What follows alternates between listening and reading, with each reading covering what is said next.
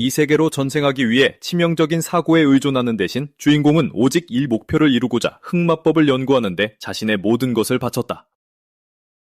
어릴 적부터 그의 가장 큰 야망은 바른 차원의 세계에서 영웅이 되는 것이었다. 이를 달성하기 위해 타로 사토는 자신의 침실에 마법진을 그리고 케첩 한 방울과 봉제 인형 같은 기묘한 물건들을 의식에 사용했다. 처음에는 시도가 실패한 줄만 알았다. 하지만 곧 마법진에서 두 손이 튀어나와 그를 안으로 끌어당겼다.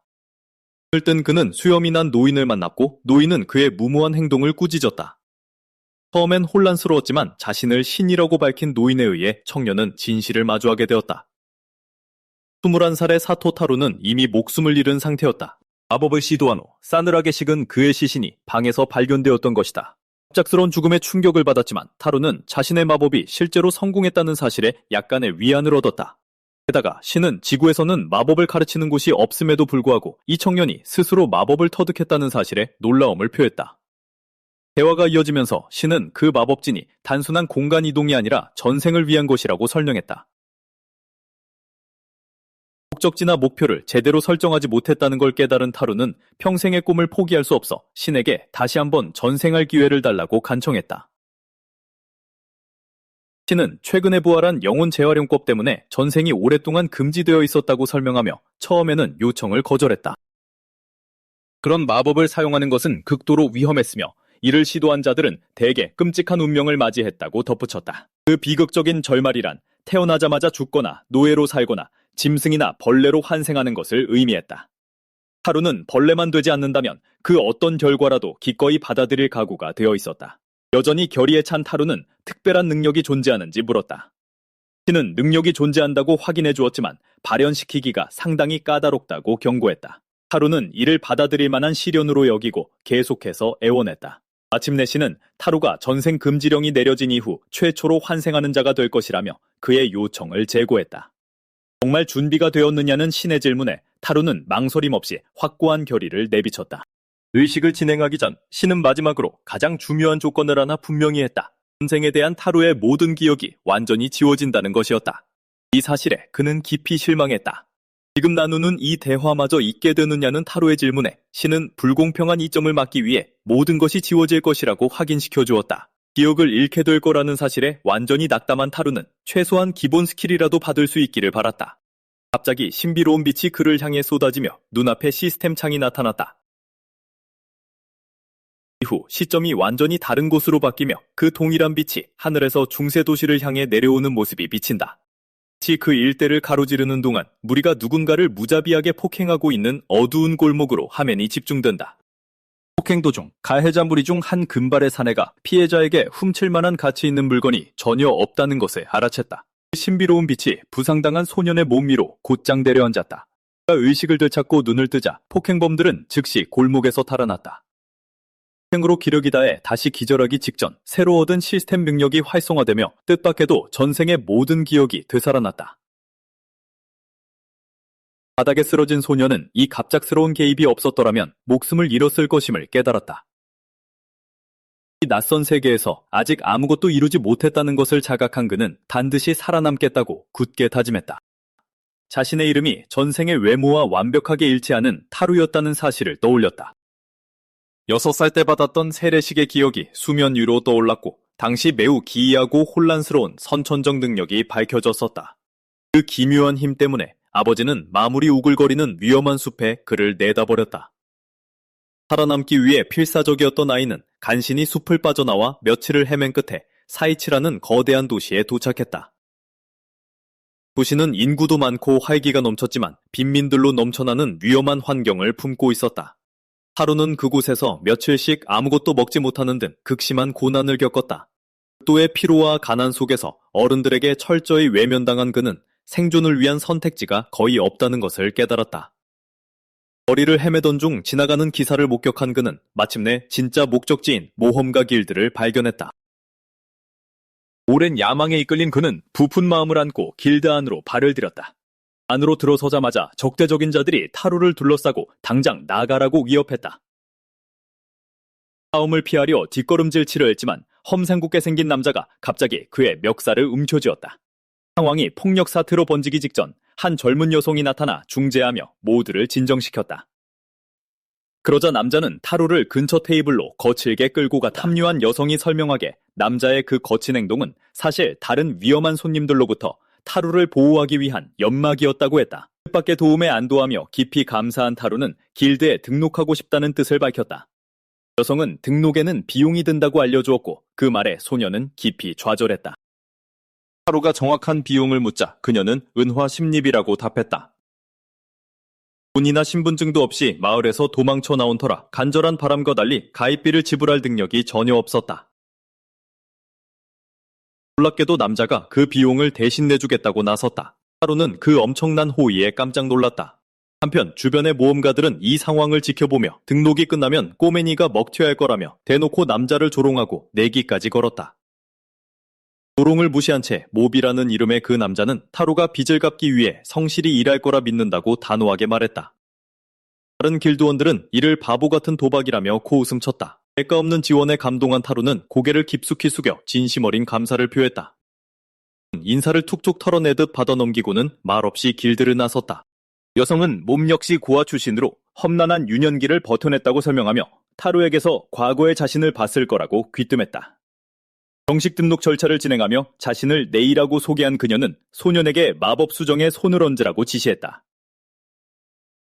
손이 닿자마자 수정에서 눈부신 빛이 뿜어져 나와 방안을 환하게 밝혔다. 그의 등록된 능력이 종이에 인쇄되었지만 글자는 읽을 수 없는 기호들처럼 보였다. 문서에는 그의 고유 스킬이 문자 왜곡이라고 명시되어 있었고 타로는 그 진짜 용도와 기능을 알 수 없어 완전히 혼란에 빠졌다. A는 창술사나 재봉사 같은 직업을 꾸준히 하다 보면 결국 특정 스킬이 해제될 것이라고 설명했다. 그녀는 세계의 목소리라는 천상의 힘이 각자를 진정한 능력으로 이끌어준다고 덧붙였다. 그 말을 들은 타로는 그 현상이 죽을 고비를 넘기고 기억이 돌아올 때 들었던 그 신비로운 목소리와 같은 것인지 궁금해졌다. 그의 문자 왜곡 능력은 뚜렷한 성장 방향이 보이지 않았기에 네이는 이것저것 다양한 일을 시도해보라고 조언했다. 열심히 해보겠다는 의욕에 찬 타로는 첫걸음을 내디딜 준비를 했다. 그 사이 직원은 골동품 카메라처럼 생긴 복잡한 장치를 조작했다.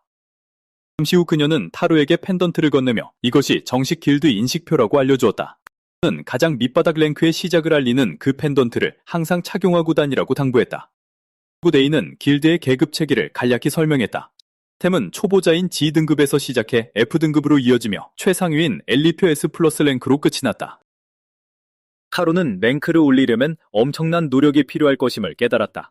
그녀는 또한 엄중한 경고를 덧붙였다. 음조를 저지르면 인식표에 영구적으로 기록되며 죄의 무게와 상관없이 즉각 추방당하고 경비대에게 넘겨진다는 것이었다. 대부분의 모험가들이 이 엄격한 규칙을 따른다는 사실에 타로는 위협적으로 보이던 멤버들도 실제로는 꽤나 규율이 잡혀있구나 하며 안심했다. 빨리 임무를 맡고 싶었지만 네이는 가입 축하 점심을 사주겠다며 잠시 기다리라고 했다.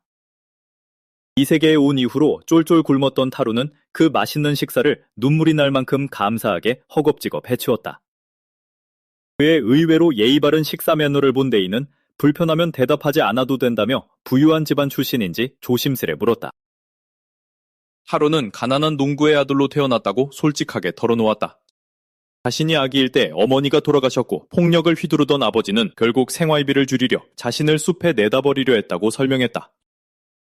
6살 때 도망친 소녀는 마무리 우글거리는 땅에서 잔혹한 여정을 견뎌내고 간신히 사이치시에 도착했던 것이다. 하지만 도시 사람들은 그를 외면했고 연약한 아이는 살아남기 위해 남이 먹다 버린 쓰레기를 뒤져야만 했다. 일매일이 고통이었지만 네이의 넉넉한 식사 덕분에 마침내 기력과 희망을 되찾았다. 그날 오후 타로는 자신에게 할당된 청소 임무를 끝내고 보고했다. 직원은 새 옷을 내주며 건물 뒤편의 우물에 가서 씻으라고 일러주었다.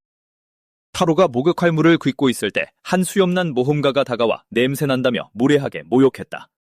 도발에 짜증이 난 타로는 아저씨한테서도 똑같이 지독한 냄새가 난다고 맞받아쳤다. 단박에 격노한 수염난 모험가는 방금 한 말 다시 해보라며 험악하게 위협했다.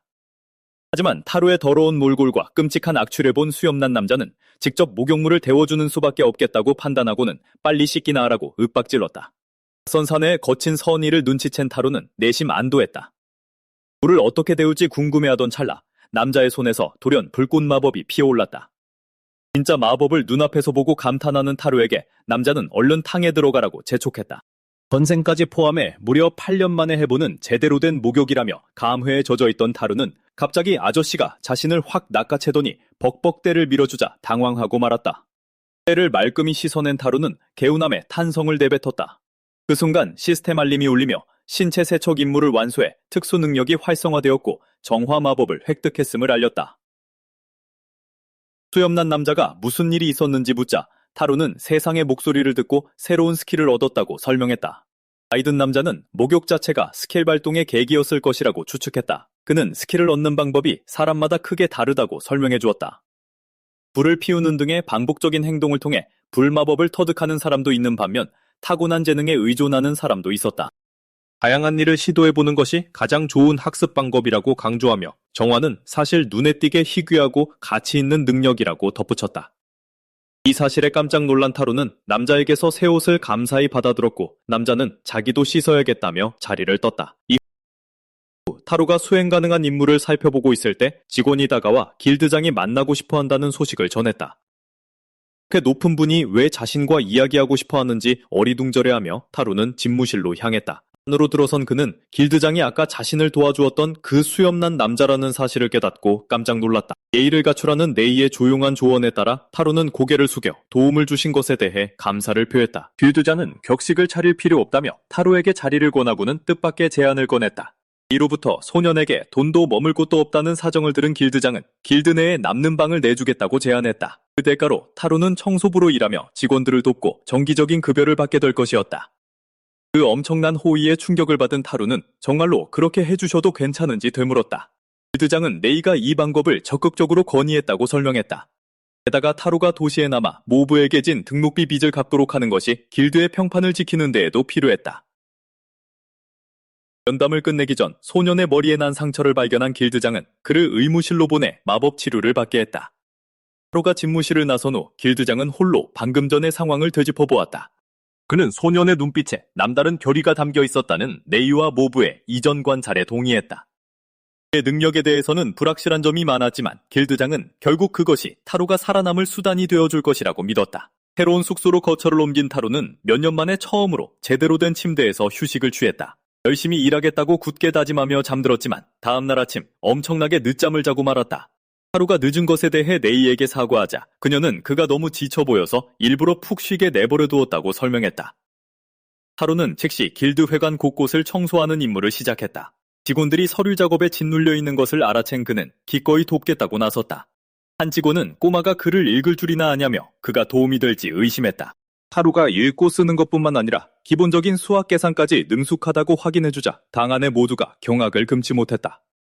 이 보기 드문 교육 수준에 감탄한 네이는 그의 도움을 흔쾌히 받아들였다. 지켜보던 모험가들도 10까지 겨우 세는 사람이 수두룩했기에 똑같이 놀라움을 감추지 못했다. 그 후 2주 동안 타루는 정신없이 바쁘고 고된 일정을 견뎌냈다.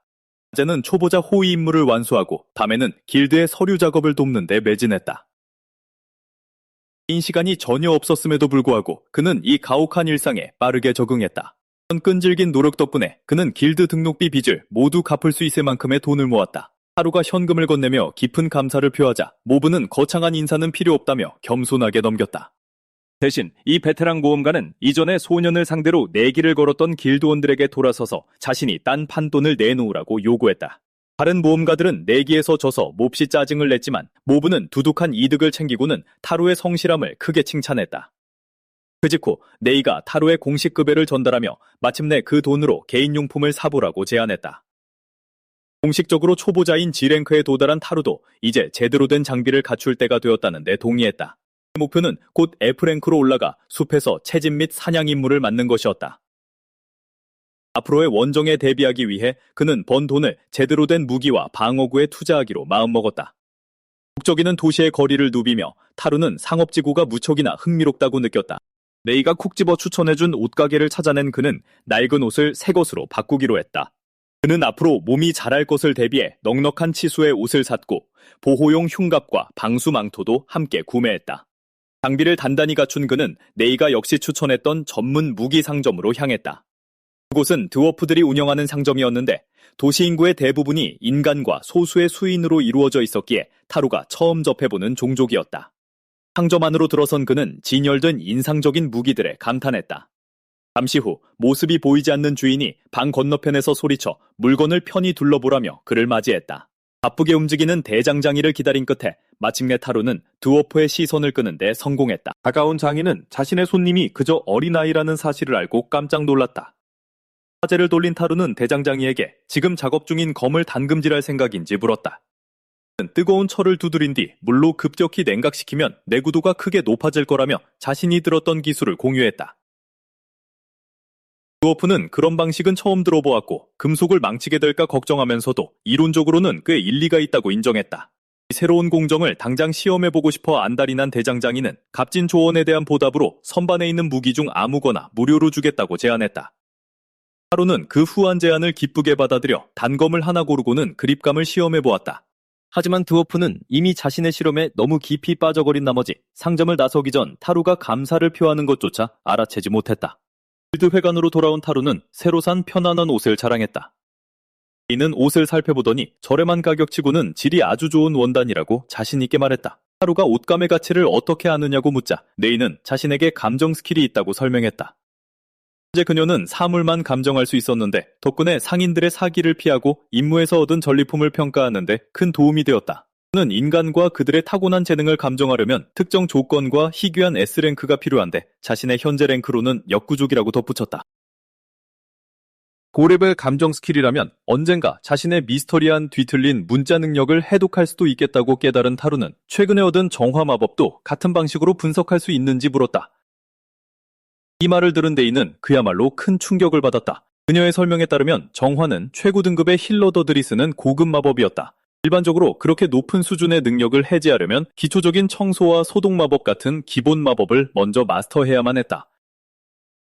그 선행 조건들을 모두 건너뛴 것은 전례가 없는 일이었고 타루는 자신의 마법 성장에 대해 혼란스러워했으며 네이 역시 이 이례적인 현상에 깊은 의문을 품었다. 얼마 후 타루가 훈련을 마치자 네이가 그를 불러 1일 급여를 건네주었다. 급여를 받고 기뻐한 소녀는 신중하게 지출 우선순위를 정해야 한다는 것을 알기에 곧바로 쇼핑 계획을 세우기 시작했다. 그의 눈에 띄게 들뜬 모습이 모브의 시선을 끌었고 모브는 무슨 일인지 묻기 위해 다가왔다. 하지만 타루는 볼일을 보러 재빨리 자리를 떠났고 베테랑 모험가는 소년의 평소답지 않은 행동에 호기심을 느꼈다. 길을 걷던 타루는 우연히 길드장과 마주쳤고 길드장은 정중하게 그가 어떻게 지내고 있는지 물었다. 소년은 환하게 웃으며 방금 급여를 받았다고 설명했다. 타루의 들뜬 기색을 알아챈 길드장은 그 돈을 즐겁게 쓸 수 있도록 하루의 휴가를 주었다. 타루는 감사를 표한 뒤 볼일을 보러 출발했다. 드워프 대장간으로 돌아온 타루는 가게 안이 텅 빈 것을 보고 큰 소리로 부르며 들어섰다. 바쁘게 일하던 드워프는 예전에 만났던 어린 소년을 단번에 알아봤다. 타루는 단검을 공짜로 주신 것에 대해 장인에게 감사를 표하러 왔다고 설명했다. 그러나 드워프는 타루의 급속 냉각 기술이 철을 단단하게 만들긴 했지만 동시에 금속을 위험할 정도로 부서지기 쉽게 만들었다며 다급하게 소년을 붙잡고 하소연했다. 타루가 당황한 대장장이에게 손을 놓아달라고 부탁하자 드워프는 사과하며 깨지기 쉬운 문제를 해결하려다 실패해 답답했다고 토로했다. 과거 생의 지식을 떠올린 타루는 드워프에게 열처리 공정 중 하나인 뜨임 기술을 가르쳐 주었다. 그는 첫 담금질 이후에 금속이 부러지지 않고 인성을 회복할 수 있도록 더 낮은 온도에서 다시 가열해야 한다고 설명했다. 또한 냉각 과정에서 특수한 점토를 발라 검의 달을 제대로 단단하게 만드는 것을 보여준 텔레비전 다큐멘터리에 대해서도 언급했다. 마침내 그 원리를 이해한 드워프는 기뻐 날뛰며 이 방법이라면 자신의 무기를 비약적으로 향상시킬 수 있다고 선언했다. 그는 심지어 소년을 스승으로 모시겠다고까지 했지만 타루는 그저 기초적인 지식을 나눈 것뿐이라며 그 호칭을 겸손하게 거절했다. 이 대화의 결과로 타루가 진실의 눈이라는 새로운 능력을 해제했다는 시스템 알림이 나타났다. 대장장이는 새로운 기술을 사용해 걸작을 기꺼이 벼려내겠다고 약속하며 한 달 뒤에 다시 만나자고 요청했다. 정중하게 작별 인사를 나눈 뒤 타루는 새로 얻은 능력을 시험해보기 위해 붐비는 상업지구로 돌아갔다. 스킬을 활성화하자 그는 네이의 감정 마법과 비슷하게 어떤 물건이든 그 특성을 즉시 파악할 수 있다는 것을 알게 되었다.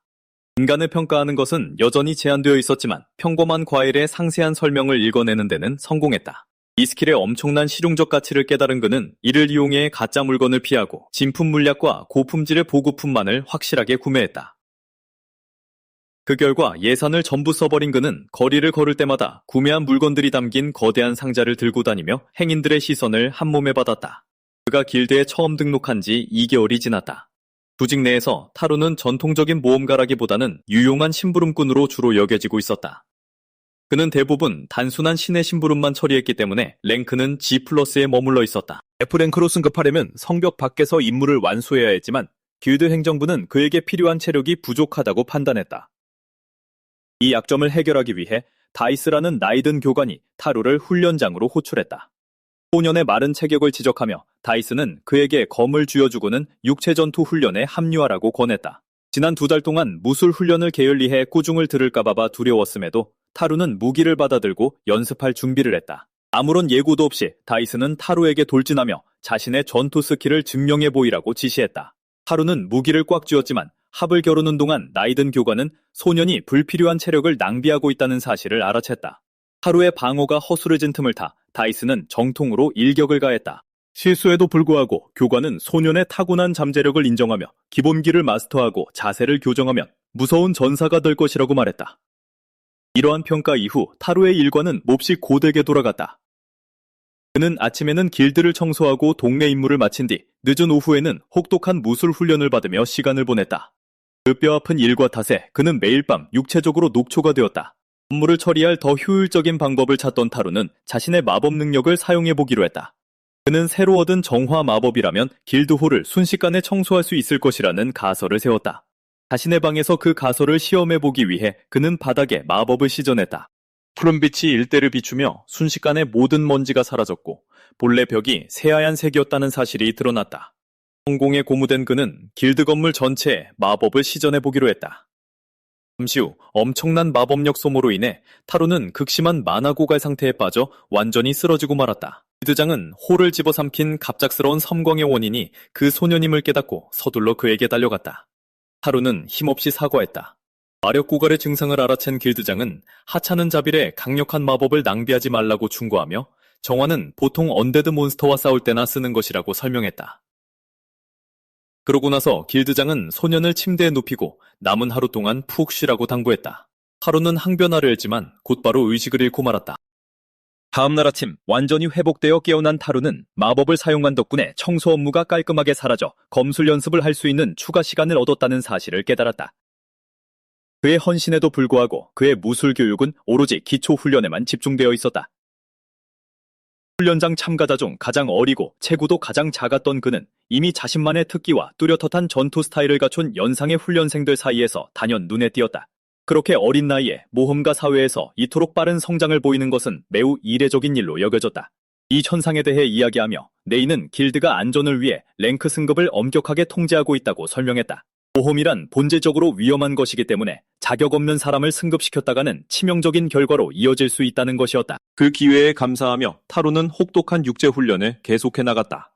한 달 후 그는 약속대로 듀워프 대장장이의 대장간으로 돌아갔다. 듀워프는 타로의 금속학 조언 덕분에 전례 없는 훌륭한 품질의 무기를 베려낼 수 있었다며 자랑스럽게 밝혔다. 큰 감사의 표시로 장인은 타로에게 맞춤 제작된 쇼트 소드를 선물했다. 선물을 받아둔 타로는 무기를 평가하기 위해 진실의 눈 스킬을 발동했다.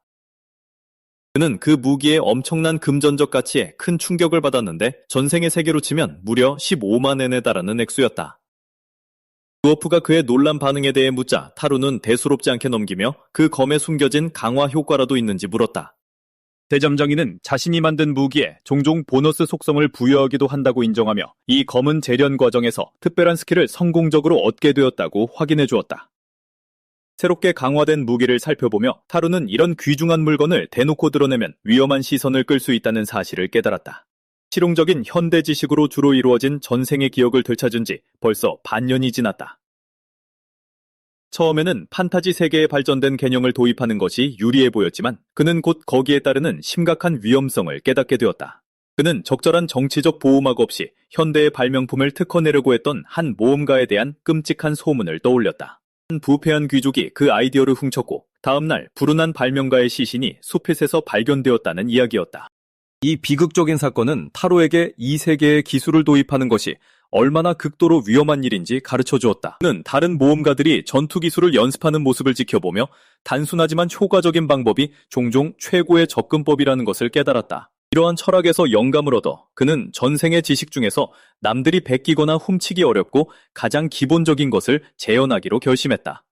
바로 부드러운 흰빵이었다. 초반의 제빵 시도는 새카맣게 타버린 실패작으로 끝났는데 주된 이유는 이 세계의 열악한 위생 기준 때문에 효모를 배양하는 것이 엄청나게 어려웠기 때문이다. 이 문제를 해결하기 위해 타로는 정화 스킬을 활용해 불필요한 세균을 제거했고 마침내 순수한 효모를 만들어내는데 성공했다. 그가 반죽을 섞기 시작하자 네이가 다가와 그가 무엇을 하고 있는지 물었다. 타로가 정제된 흰빵을 구울 계획이라고 설명하자 네이는 그것이 대개 부유한 귀족들이나 먹는 진미라는 것을 알아챘다.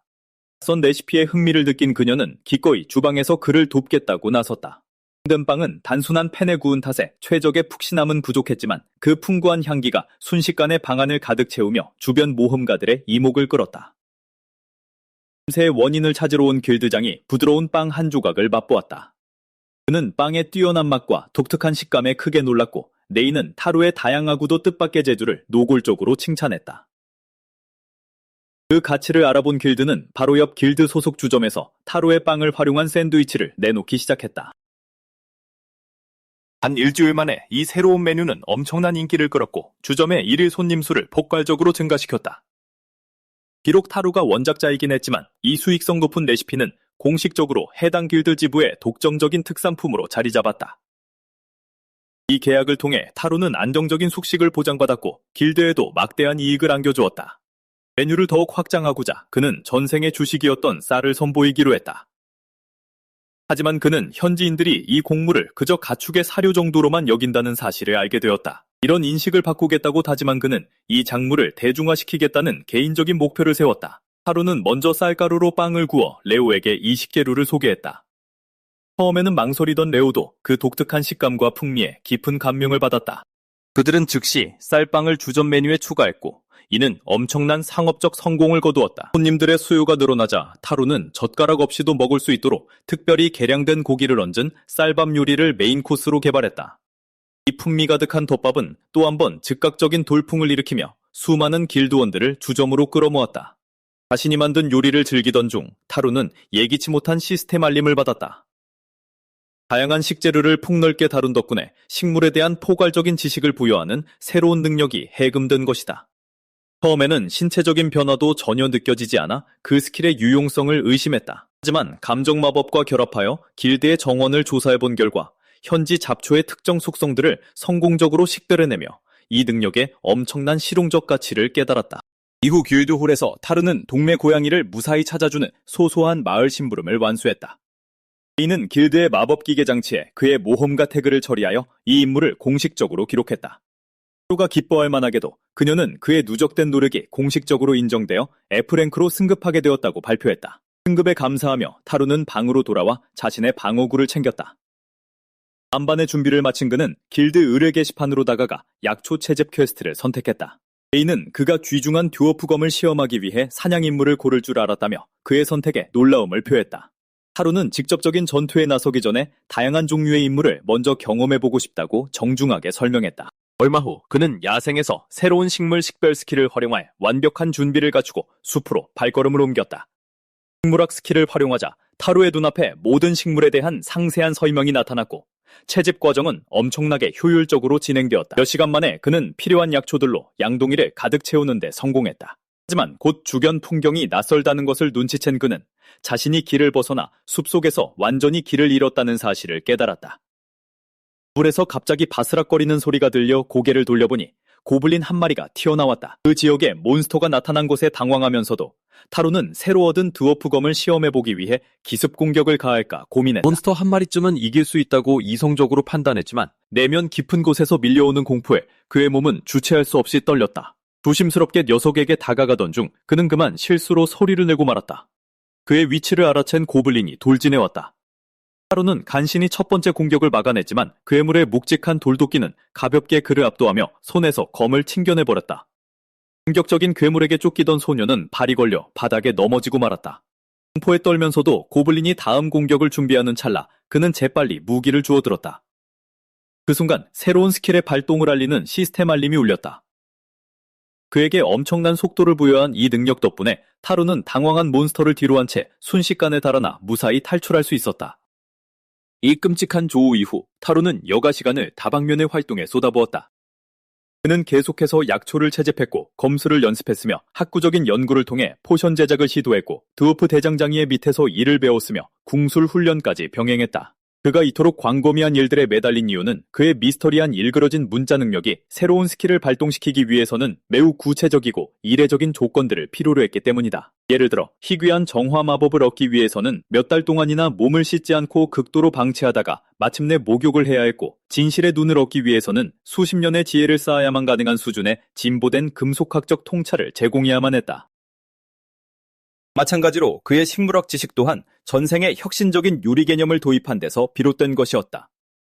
이러한 능력들이 오로지 기상천외한 상황에서만 발현된다는 사실을 깨달은 단호한 소녀는 더 많은 발전을 이끌어내기 위해 모든 가능한 직업들을 실험해보기로 굳게 다짐했다. 궁술 연습을 하던 중 타루는 빗나간 화살로 몹의 망토를 벽에 꽂아버리는 실수를 저질렀고, 상황이 수습되기 전까지 베테랑 모험가를 극도로 분노하게 만들기도 했다. 이야기는 그로부터 1년 반 뒤로 건너뛴다. 모험가 길드에서 휴식을 취하며 타루는 그동안 자신의 성장을 되돌아보았다. 비록 그의 방대한 실험이 어느 한 분야의 완벽한 숙달로 이어지지는 않았지만 그의 현대 지식은 주변 환경에 계속해서 영향을 미치고 있었다. 그는 동네 주점에 인기 있는 간식거리를 추가로 선보이는 데 성공했고, 드워프 대장장이에게 전통 카타나를 벼리는 방법까지 가르쳐 주었다. 게다가 최근에는 일각토끼라는 첫 몬스터를 성공적으로 사냥하며 개인적으로도 큰 성취를 이뤄냈다. 험난한 길이 될 것이라던 신의 경고는 정확하게 맞아떨어졌다. 하지만 타루는 이러한 고군분투가 자신에게 독특한 강점, 즉 여러 직업을 효율적으로 다룰 수 있는 능력을 부여했다는 사실을 깨달았다. 타고난 재능이 없는 이는 철저하게 무능한 취급을 받는 이 사회에서 선천적인 능력 없이 어떤 기술을 마스터한다는 것은 불가능에 가까운 일이었다. 그는 자신의 미스터리한 일그러진 문자 능력이 이토록 유별난 다재다능함의 원동력일 것이라 짐작했다. 복잡한 생각들을 떨쳐버리고 그는 또 다른 약초 채집 임무를 위해 발걸음을 옮겼다. 그 가던 장소의 자원이 고갈되는 것을 막기 위해 그는 북동쪽 숲으로 과감히 발길을 돌렸다. 깊은 곳으로 들어갈수록 더 희귀한 식물을 얻을 수 있지만 흔한 고블린부터 위험한 오크까지 몬스터와 마주칠 위험이 크게 커진다는 것을 그는 알고 있었다. 임무를 빨리 끝내고 싶었던 그는 금세 할당량을 채웠다. 방금 발견한 유난히 희귀한 식물을 살펴보던 중 갑자기 바스락거리는 소리가 그의 집중을 깨뜨렸다. 해치지 않는 작은 동물일 거라 예상하며 고개를 돌린 그는 작은 쥐를 쥐고 있는 고블린을 보고 화들짝 놀랐다. 타루가 본능적으로 검에 손을 뻗자 그 몬스터도 그의 기척을 눈치챘다. 극심한 공포에 휩싸인 소녀는 즉시 뒤돌아 그 자리를 벗어났다. 그가 전력으로 도망치자 몬스터로부터 도주한 행동이 새로운 능력의 조건을 정확히 충족했다는 시스템 알림이 울렸다.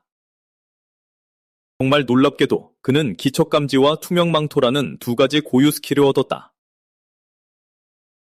나중에 타루는 사람들로 북적이는 모험가 길드 안에서 자신의 새로운 위장 능력을 시험해보았다. 마법의 효과에 놀란 그는 대화를 시도해도 아무도 자신의 존재를 알아채지 못한다는 것을 깨달았다.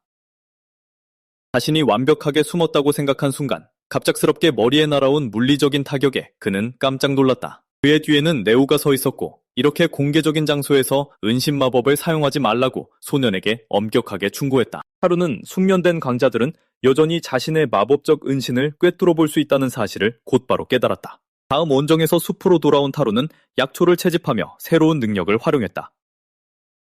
근처의 기척을 감지한 그는 나무 뒤에 몸을 숨겼고 뿔 달린 토끼 한 마리를 발견했다.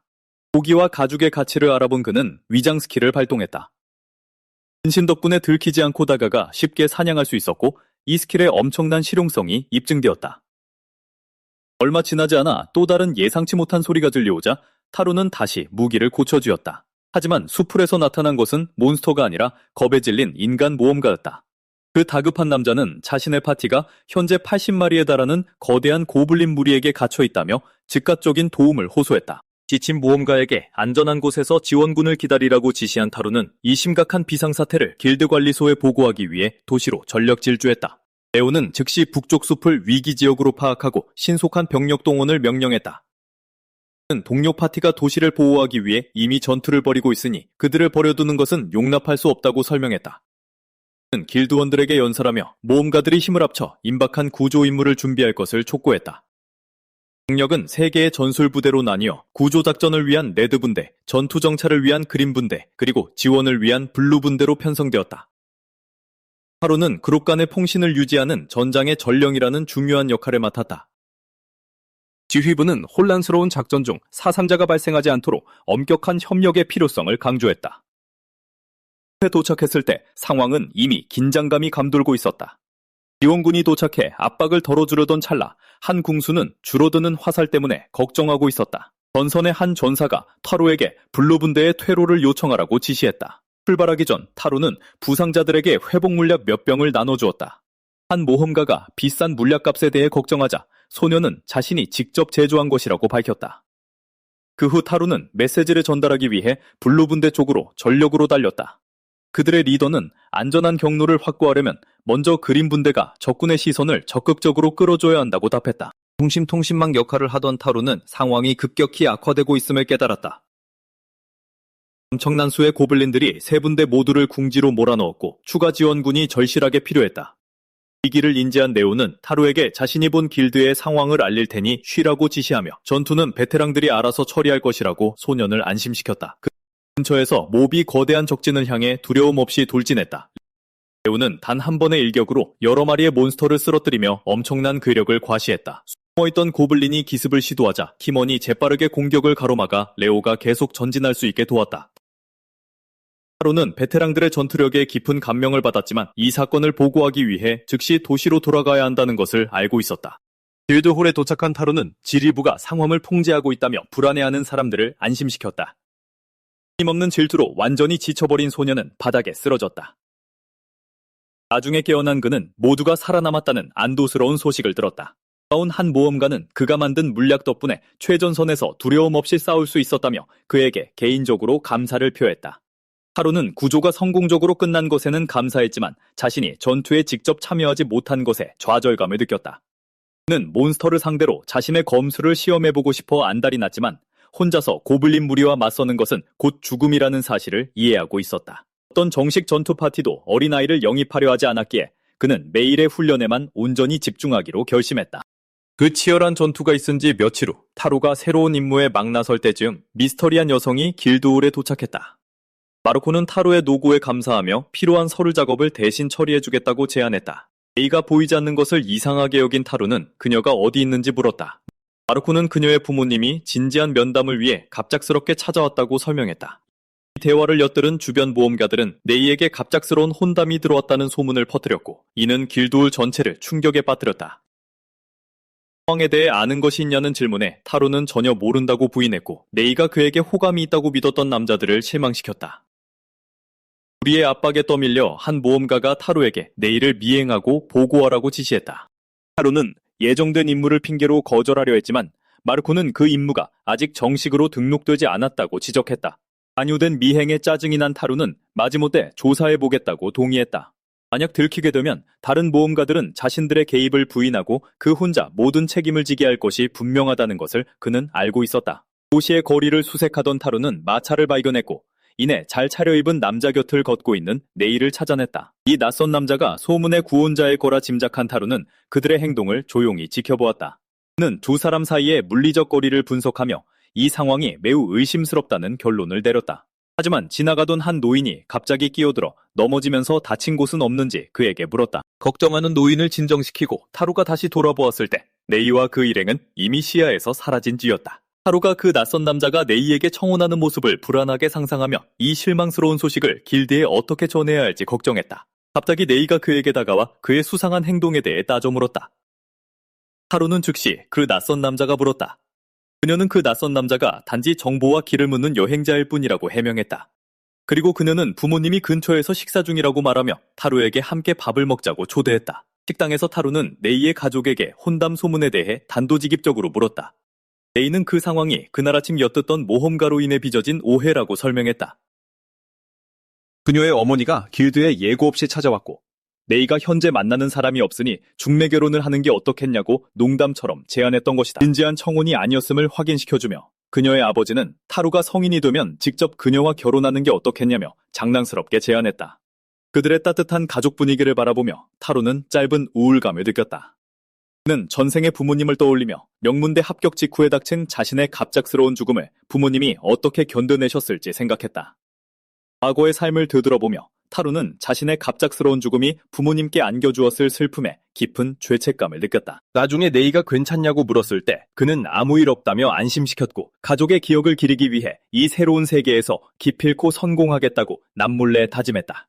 다음날 길드홀에서 타루에게 미행을 강요했던 모험가들이 초조한 표정으로 그의 앞에 무릎을 꿇고 사과했다. 길드마스터는 그 긴장감 넘치는 광경을 조용히 지켜보고 있었다. 타루는 매일의 임무에 집중하기 위해 이 문제를 그냥 넘기려 했지만 레오는 어린아이를 첩보에 이용하는 것은 용납할 수 없으며 타루가 화를 내는 것은 전적으로 정당하다고 주장했다. 하지만 레이는 침착하게 그 남자들을 용서했고 그녀의 온화한 성품에 모인 사람들은 모두 놀랐다. 사건을 마무리하며 길드마스터는 그들에게 공식적인 처벌로 한 달간의 의무 자원봉사 노동을 선고했다. 이러한 자원봉사 임무는 요구사항이 까다롭고 육체적으로 매우 힘들며 보상도 형편없기로 악명 높았다. 이번 임무는 산 근처의 도시 성벽을 수리하는 것이었는데 작업자들은 무거운 돌을 운반하고 쌓아야만 했다. 완전한 초보자인 타루의 신체 능력으로는 그런 노동을 감당하기엔 너무 연약했지만 그는 이례적으로 공정한 보상을 약속받은 것에 동기를 부여받아 처벌받은 무리와 동행하기로 했다. 채석장에 도착한 그들은 이미 돌을 깨고 있던 수많은 작업자들과 합류했다. 아이든 감독관이 새로운 사람들을 모아놓고 올바른 채광 기술을 설명했다. 그는 최대한의 힘으로 돌의 정확한 중심을 타격하여 돌을 깔끔하게 쪼개는 방법을 시범으로 보여주었다. 또한 감독관은 파편 속에서 특이한 광물을 발견하면 보고하라고 지시하며 귀중한 재료를 발견하면 추가 금전적 보너스를 받을 수 있다고 덧붙였다. 잠재적인 보상에 흥미를 느낀 타루는 진실의 눈을 활성화하여 주변을 살폈다. 처음에는 그저 평범한 석탄만 확인했지만 버려진 파편 더미에서 뿜어져 나오는 낯선 광채가 이내 그의 시선을 사로잡았다. 감독관이 그 더미를 쓸모없는 쓰레기라며 무시했음에도 불구하고 타루는 그 특정 바위를 내리쳤다. 바위가 깨지며 눈부시게 빛나는 내부가 드러났다.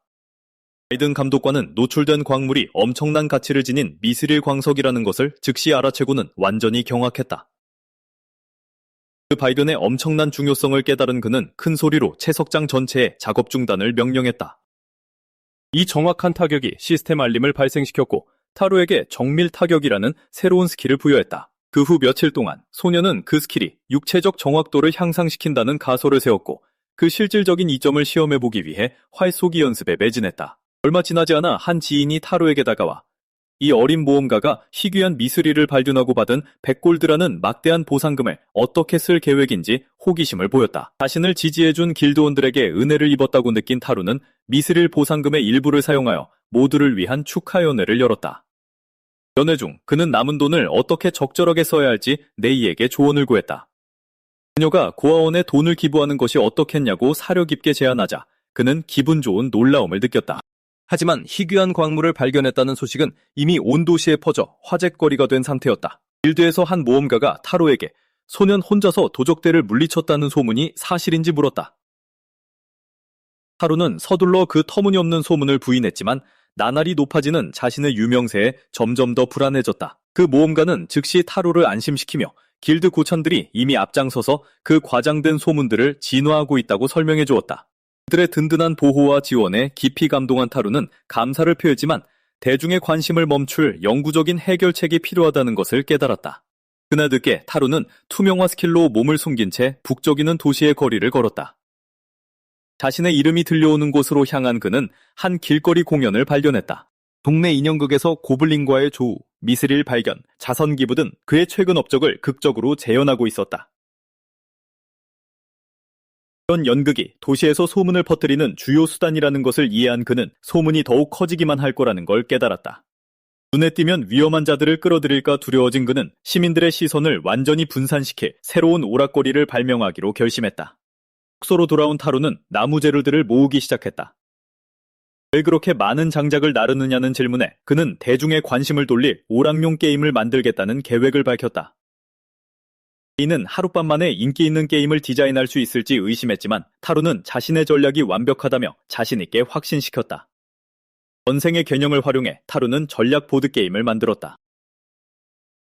8곱하기8 격자 무늬의 나무판을 깎고 한 면은 검은색, 다른 한 면은 흰색으로 칠해진 작은 말들을 만들었다. 또 네이에게 규칙을 설명해 주었다. 번갈아가며 말을 도와 상대방의 색깔을 가로, 세로 또는 대각선으로 가두고 갇힌 말들을 자신의 색깔로 뒤집는 방식이었다. 보드의 네 모서리를 차지하는 것이 승리의 결정적인 열쇠라고 강조했다. 그 방식에 흥미를 느낀 네이는 그의 첫 경기 제안을 흔쾌히 수락했다.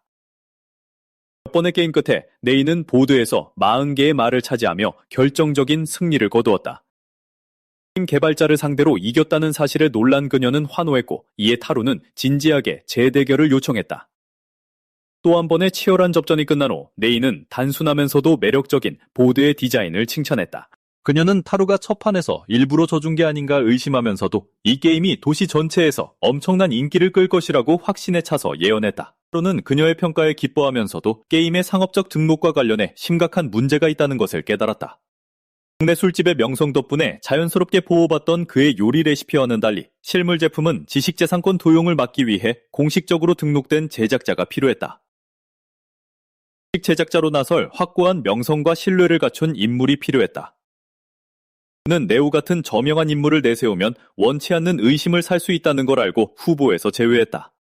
네이는 깊이 생각한 끝에 모브를 추천하며 그가 매우 존경받는 모험가이자 지역 고아원에 꾸준히 자선을 베풀어 왔다는 점을 강조했다.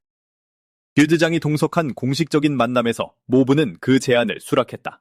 그는 추가 수익이 고아원에도 큰 도움이 되고 자신의 팀이 장기 원정을 떠날 자금도 마련해 줄 것이라며 인정했다. 모브가 엄청난 성공을 거둘지도 모르는 일에 대한 대중의 공로를 정말 포기할 의향이 있냐고 묻자 소녀는 단호하게 그 계약을 승인했다. 대중의 시선을 완전히 피하면서 조용히 수익의 일정 비율을 받는 것이 그가 바라는 가장 이상적인 결과라고 설명했다. 법적 계약이 마무리되자 타루는 제조 과정에 대한 계획을 세우기 시작했다.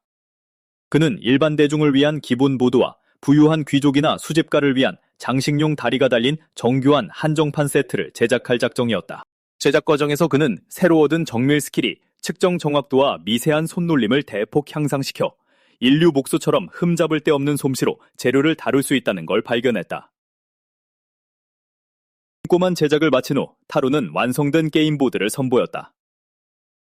네이는 마치 진정한 예술작품 같다며 그 높은 품질에 장인 정신을 극찬했다. 타루는 그녀의 칭찬에 감사하면서도 아무리 뛰어난 제품이라도 성공하려면 효과적인 마케팅이 필요하다는 사실을 알고 있었다. 대중의 초기 관심을 끌기 위해 그는 모험가 몇 명을 모집하여 공개 시연을 열었다.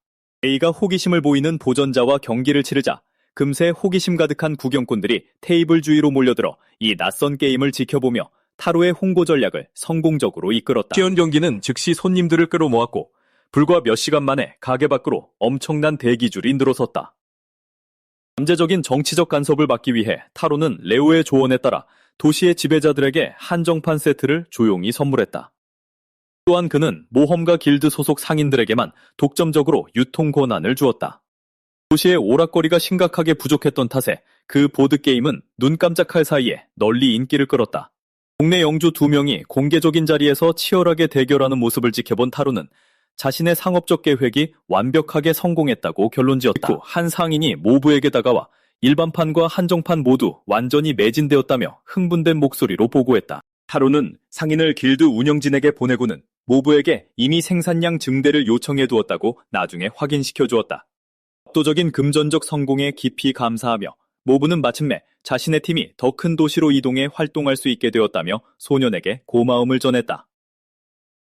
보름 후 모브의 은검분대는 남은 지역 임무를 성공적으로 마치고 출발 전 당당하게 B랭크로 승급했다. 얼마 후 타루는 레오의 맞은편에 앉아 있었다. 그 베테랑 모험가는 명백한 불만이 담긴 무겁고 위협적인 눈빛으로 소년을 쏘아보고 있었다. 강렬하고 침묵이 흐르는 시선에 타루가 점점 더 불편해하던 찰나 레오가 갑자기 나무 테이블을 쾅 내리치며 긴장감을 깨트렸다. 갑작스러운 만남에 당황한 타루는 레오가 최근 외부 모험가들의 유입에 대해 토로하는 깊은 불만에 묵묵히 들었다. 길드장은 주로 C랭크 전사인 이 신입들이 규율이 부족하고 잦은 난동을 부려 조직의 지역 평판을 깎아먹고 있다고 설명했다. 도시의 치안이 급속도로 악화되고 있어 길드는 영주에게 경비병을 더 보내달라고 요청해둔 상태였다. 다행히도 지원된 병력은 턱없이 부족했고 그마저도 즉시 지역 도적대 소탕에 차출되어 버렸다. 타루가 길고 긴 불평을 참을성 있게 듣고 있는 동안 레오가 중대한 사업적 진전을 털어놓았다. 그는 타루의 보드게임에서 나온 엄청난 수익이 현재 길드의 재정을 지탱하고 있다는 건 인정하지만 한 가지 큰 골칫거리가 생겼다고 말했다. 수도에서 온 상단이 최근 최고급 한정판 보드 10개를 특별히 요구하는 어마어마한 주문을 넣었다는 것이다. 게다가 수도의 바이어들은 게임 개발자가 한 달 동안 상단과 동행하며 공식 강사로 활동해달라고 요구했다. 하루는 규칙이 너무 간단해서 전담 강사가 필요 없으며 자신은 그런 여행을 하기엔 너무 어리다며 즉각 반발했다. 하지만 레오는 수도에 영향력 있는 요구를 거절하는 건 불가능하다고 반박했다. 그는 큰 도시에서도 익명성은 철저히 보장될 거라며 소년을 안심시켰고 이번 여행을 귀중한 학습의 기회로 여기라고 다독였다. 결국 상황에 수긍한 타루는 마지못해 그 임무를 받아들였다. 회의를 마치기 전 레오는 길드의 전체 통계 균형을 맞추기 위해 타루를 2랭크로 공식 승급시킨다고 뜻밖의 발표를 했고 소년은 갑작스러운 승급에 어리둥절했다. 떠나기 며칠 전부터 타루는 약초를 채집하고 주문받은 게임보드를 제작하며 바쁜 일상을 이어갔다. 어느 날 저녁 왁자지껄한 길드 홀 안에서 몇몇 손님들이 보드게임 경기에 열중하고 있었다. 근처에서 타루가 공식 임무 문서를 확인하고 있을 때 무례한 외부 모험가들이 그를 알아차렸다. 소년의 존재를 조롱하며 신입들은 아이가 공식 임무를 확인하게 놔두는 길드를 큰 소리로 비난했다. 그들이 레오가 앞서 말했던 말썽꾸러기들이라는 걸 알아챈 타루는 그들의 모욕을 무시했다. 하지만 붉은 머리의 모험가는 꼬맹이가 알짱거리니 길드의 전문적인 위상이 떨어진다며 계속해서 투덜댔다. 끝없는 무례함에 짜증이 난 한 지역 고참이 테이블을 쾅 내리치며 이방인들과 맞섰다. 그는 타루를 맹렬히 감싸며 오만한 신입들에게 이 어린 소년이 사실은 무척이나 유능한 이 랭크 모험가라고 쏘아붙였다. 다른 지역 길드원들도 고참의 말에 재빠르게 동조하자 외부인들은 한낱 어린아이가 자신들과 같은 등급이라는 사실에 충격을 받아 말문이 막힌 채 서 있었다. 자신들의 실수를 인정한 외부 모험가들은 심한 말을 했다며 시인했고 다른 이들도 소란을 피워 미안하다고 사과한 뒤 자리를 떴다. 타루가 고랭크인 레오와 검술 스승 다이스를 떠올리고 있을 때 지역 모험가들이 그를 불러 다치지는 않았는지 챙겨주었다.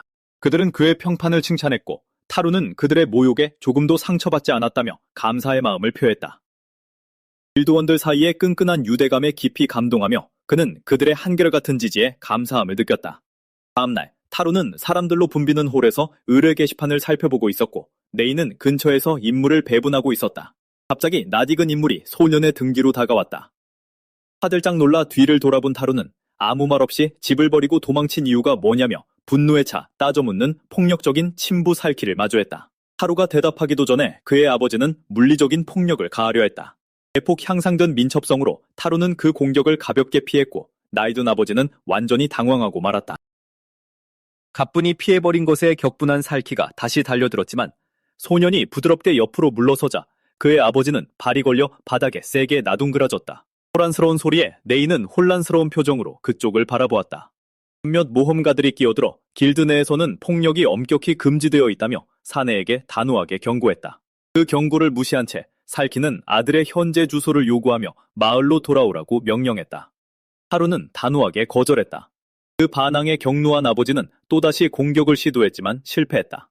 아버지의 폭력적인 본성이 전혀 변하지 않았다는 걸 깨달은 타루는 길드의 규칙을 존중하기 위해 반격하고 싶은 충동을 억눌렀다. 대신 그는 밖으로 나가서 대화하자고 제안했다. 네이가 눈에 띄게 걱정했음에도 타루는 아버지와 함께 건물 밖으로 나섰다. 인적이 드문 곳에 이르자 살키는 미스릴 포상금이 마땅히 자신의 것이라며 내놓으라고 요구했다. 타루는 소문이 시골 마을까지 퍼졌고 수년간 자신을 완전히 방치했던 아버지가 돈을 뜯어내려 찾아왔다는 걸 알아챘다. 한 푼도 주지 않겠다고 단호하게 잘라 말했다.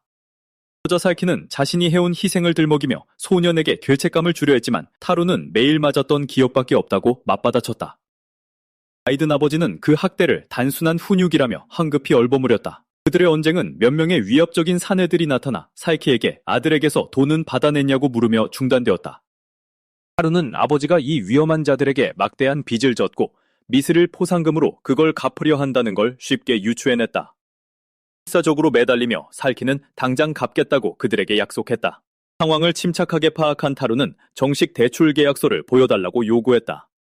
터가 있는 남자가 문서를 내밀었지만 타루는 그것이 법적 효력이 있는 계약서가 아니라 단순한 협박장에 불과하다는 것을 단번에 알아차렸다.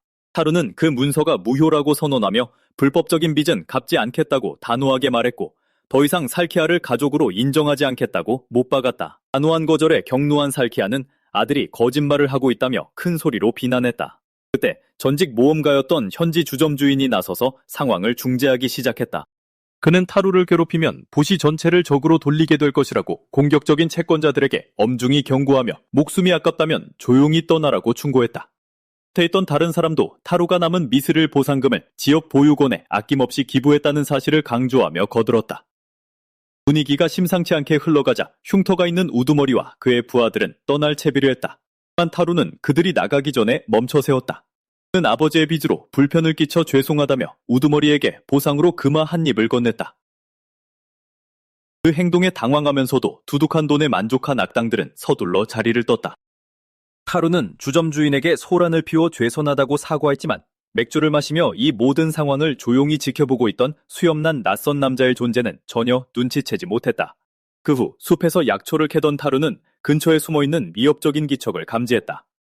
힘없이 밀려오는 골칫거리들에 짜증이 난 그는 즉시 무기를 뽑아들었다. 선자가 달려들기 직전 그는 나무 뒤에 숨어있던 그림자를 발견했다. 공격자는 그 검이 드워프 앵거스가 만든 희귀한 명검이라는 것을 알아보고는 거칠게 검을 내놓으라고 요구했다. 타루는 재빨리 마법을 사용하여 괴한과의 거리를 벌렸다. 안타깝게도 수염난 남자는 그를 가볍게 쫓아와 구석으로 몰아넣고는 어린애는 그런 훌륭한 검을 줄 자격이 없다고 단언했다. 절박해진 타루는 큰 소리로 도움을 요청했고 근처에 있던 모험가들의 이목을 끄는 데 성공했다.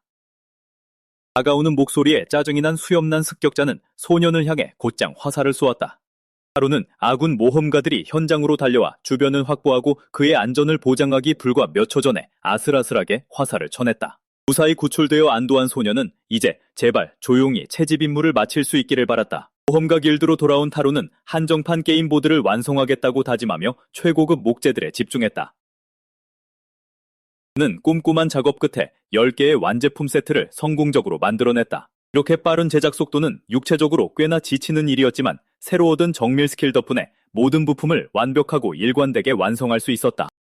그는 이 마법 같은 정확성과 전생의 미술 시간에서 기억해낸 창의적인 기법들이 결합되어 실로 엄청난 장인 정신의 결과물이 탄생했다는 것을 깨달았다. 얼마 후 타루가 동료 모험가와 함께 보드게임을 하고 있을 때 파울로라는 상인이 다가와 제작 진행 상황을 확인했다. 당초 계약은 6개뿐이었기에 타루가 10개를 모두 완성했다고 말하자 파울로는 큰 충격을 받았다. 소년의 엄청난 작업 효율에 깊은 감명을 받은 상인은 타루에게 자신의 상단에서 일해볼 것을 제안하며 파격적인 조건을 내걸었다. 타루가 대답하기도 전에 다른 길드원이 끼어들어 길드에서 가장 소중한 어린 유망주를 빼가려 하지 말라며 상인에게 경고했다. 그럼에도 불구하고 파울로는 타루의 뛰어난 재능이라면 평범한 모험가 생활을 할 때보다 훨씬 더 많은 부를 창출할 수 있다고 주장했다.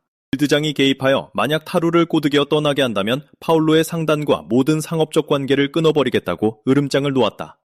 길드장의 권위를 의식한 파울로는 그저 농담이었다며 서둘러 제안을 거둬들였고 레오는 의심스러운 눈초리로 그 변명을 받아들였다.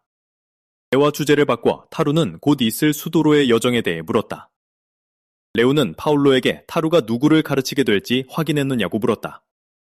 상인은 의뢰인이 귀족이라는 사실을 밝히며 출발하기 전에 전문 양복점에 들러 제대로 된 정장을 맞추라고 소년에게 조언했다. 일이 점점 커지는 것에 압도된 타루는 이 복잡해지는 임무에 대한 불안감이 점점 더 커져만 갔다. 길드 건물 밖에서 레오는 최근 도적대의 활동과 몬스터 출몰이 잦아졌다는 소문이 있으니 야간 이동을 피하려면 일찍 출발하는 것이 좋겠다고 조언했다. 그는 또한 타루가 왜 새로 산 옷을 입고 있지 않은지 물었다. 새 옷을 샀다는 소식을 들은 데이는 그 옷을 꼭 보고 싶었다며 타루가 비밀로 한 것에 대해 서운함을 드러냈다. 타루는 그 정장이 먼지투성이 길을 여행할 때 입는 것이 아니라 귀족을 만날 때를 위해 특별히 준비한 것이라고 해명했다. 모든 준비를 마친 소녀는 마차에 올라타 네이와 작별 인사를 나눈 뒤 수도로 출발했다. 여정의 첫 단계는 꽤나 순조로웠다. 잘 정비된 고속도로 덕분에 이동이 수월했고 휴게소마다 배치된 경비병들 덕분에 마음이 한결 든든했다. 타루는 영웅담에 나오는 것처럼 극적인 도적의 습격을 예상했지만 유능한 C랭크 모험가가 일행을 호위하고 있는 덕분인지 초반에는 그의 걱정이 기우에 불과해 보였다. 하지만 타루가 일행의 방어 태세를 살피는 듯이 다가오는 수상한 여행객을 발견하자 분위기는 순식간에 긴장감으로 휩싸였다. 그의 호위는 그 남자가 감정 스킬을 지닌 도적 정찰병일 것이라 의심했고 일행은 고도의 경계 태세를 갖추었다. 이후 지정된 휴게소에 들러 휴식을 취하던 중 멀리서 들려오는 소란이 그들의 휴식을 방해했다. 호위는 도적들이 방어가 견고한 자신들을 우회하여 뒤따라오던 더 취약한 상단을 공격했을지도 모른다며 깊은 우려를 표했다. 조사를 나간 병사들이 곧 그 비극적인 사실을 확인시켜 주었다. 뒤따르던 상단은 완전히 파괴되었고 습격자들은 흔적도 없이 달아난 후였다. 이 잔혹한 현실은 타루가 느꼈던 일말의 안전함을 산산조각 내버렸다. 계속해서 길을 재촉한 일행은 마침내 목적지에 가까워졌다. 호위는 타루에게 드디어 수도가 보인다고 알려주었다. 마차 창밖을 내다본 소녀는 도시를 둘러싼 반격의 어마어마한 길이에 경악을 금치 못했다. 동행인은 가까이서 보면 성벽의 압도적인 높이에 더 크게 놀랄 것이라고 귀뜸했다. 거대한 정문에 다가갈수록 타루는 걷잡을 수 없는 긴장감에 휩싸였다. 도시 안으로 들어선 여행객들을 맞이한 것은 끝없이 펼쳐진 거대한 대도시였다. 생전 처음 보는 다양한 종족들을 포함한 사람들을 지켜보며 타루는 마치 완전히 다른 세계에 발을 들여놓은 것만 같았다. 도착 직후 한 대리인이 일행에게 상단본부로 곧장 향하라고 지시했다. 타루는 재빨리 정신을 가다듬고 그 지시에 따랐다. 목적지에 도착하자 하다드 소속의 호위는 현지 모험가 길드의 임무 완수와 최근에 겪었던 도적 조우 사건을 보고하겠다고 알렸다. 상인은 그 계획에 동의하며 다음 만남을 5일째 되는 날 아침으로 잡았다. 향후 계획에 대한 질문을 받은 미나는 임시 경호원으로서 타루의 곁에 남겠다고 확언했다. 한편 타루는 동행한 궁수들이 수도를 능숙하게 돌아다니는 것을 보며 그들이 대도시 임무에 아주 익숙하다는 것을 눈치챘다. 미나는 소년에게 도시가 상상 이상으로 거대하다며 중앙제국성의 탑을 길잡이로 삼으라고 경고했다. 그녀는 과거에 그 탑을 발견하기 전까지 반나절 동안 길을 잃고 헤맸던 일화를 들려주었고 타루는 그녀가 과장을 하는 건지 확신할 수 없었다. 이후 일행은 배정된 숙소에 도착했다. 타루는 환생한 이후 경험해본 가장 화려한 방이라며 고급 호텔의 호화로움에 놀라움을 금치 못했다. 미나는 일반 여관이라면 이 가격에 아주 적은 일부에 불과하다며 재빨리 설명했다. 그녀는 상인들이 이렇게 호화로운 숙소를 제공한 이유는 귀족 가문의 가정교사로 일하게 될 타루의 역할 때문에 자신들의 체면을 지키기 위함이라고 설명했다. 그 사실을 깨달은 타루는 불안해졌지만 미나는 끊임없이 스트레스를 받으면 한 달 동안 이어질 임무를 도저히 버텨내지 못할 것이라며 그를 다독였다. 서둘러 임무를 끝내고 싶었던 타루는 5일 뒤 호위들과 함께 집으로 돌아가고 싶다는 속내를 내비쳤다. 미나는 그럴 가능성도 있겠다며 수긍했고 그에게 씻고 쉬라고 일렀다. 다음날 아침 타루는 일찍 일어나 경호원과 함께 아침 식사를 했다. 하지만 제공된 식사는 너무나도 실망스러웠다. 고향에서 자신이 직접 개발한 요리에 입맛이 길들여진 타루는 노골적으로 불만을 표출했다. 미나는 그의 투덜거림이 동네 주점의 훌륭한 음식을 그립게 만들 뿐이라며 제발 불평 좀 그만하라고 부탁했다. 그날 늦게 타루는 고위 상인인 가피씨와 만남을 가졌다. 가피씨는 특급 배달로 첫 게임 보드를 받았을 때 그 상업적 잠재력을 단번에 알아봤다고 설명했다.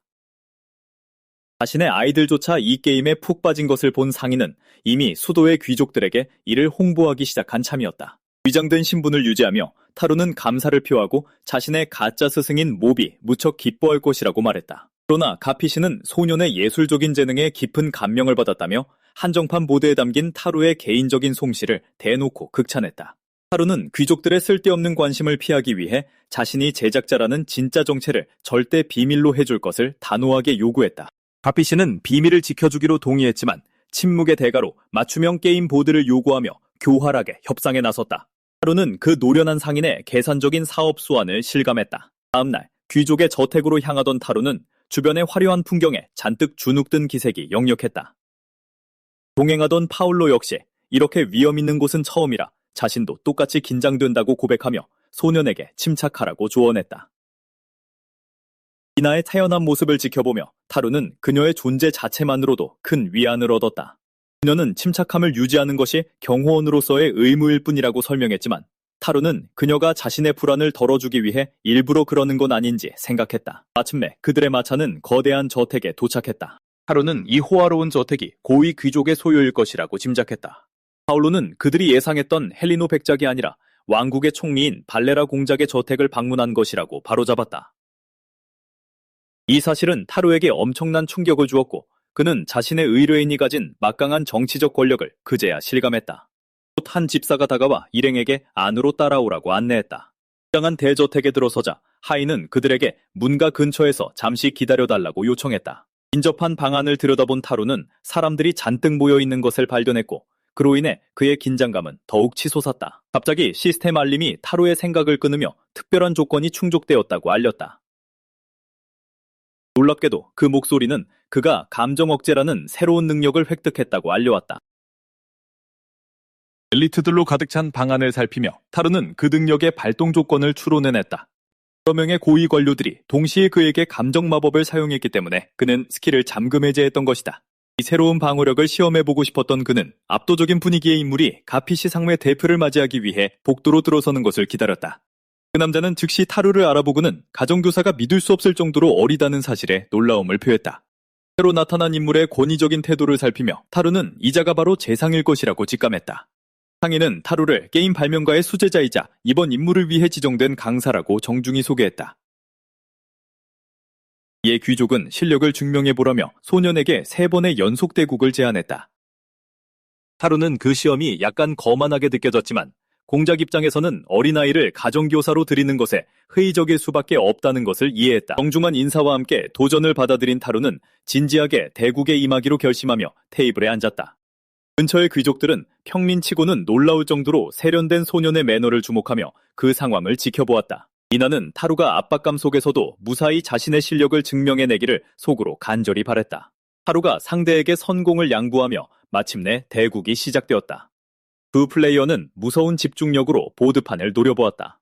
처음에 구경꾼들은 공작의 뛰어난 지략 덕분에 그가 우위를 점하고 있다고 믿었다.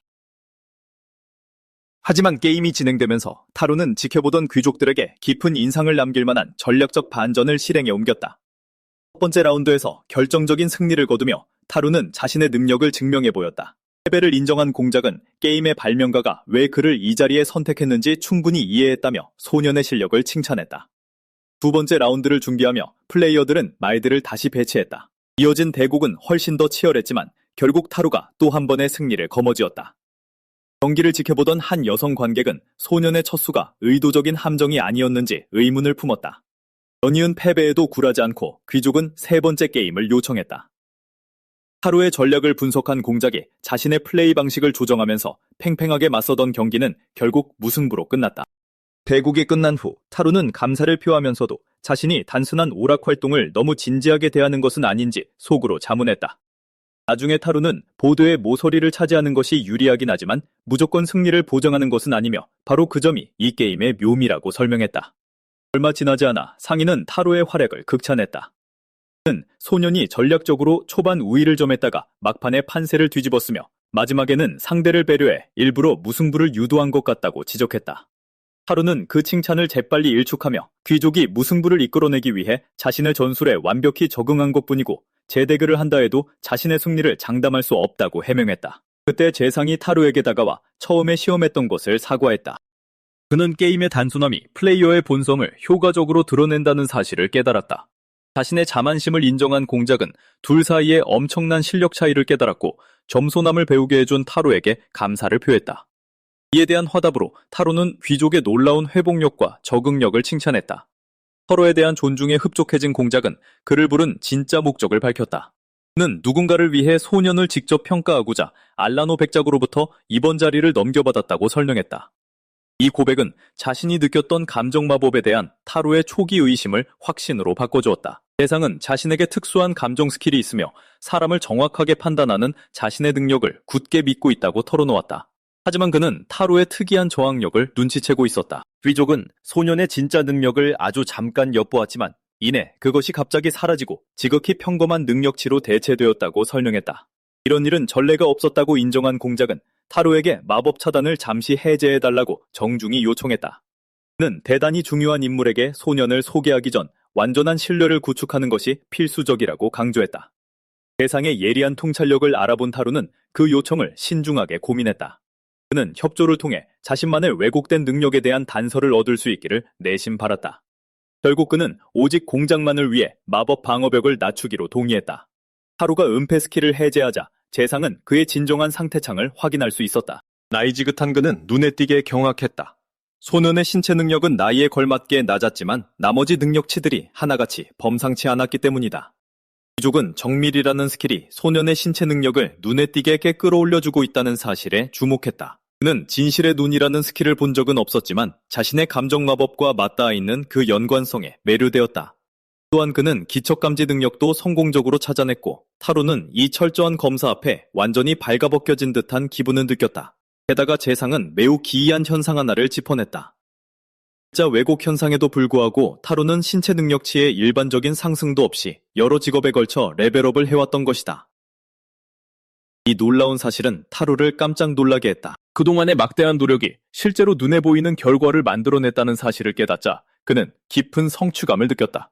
그는 더 많은 정보를 갈구했지만 고위 관료에 대한 예의를 갖추며 침착함을 유지했다.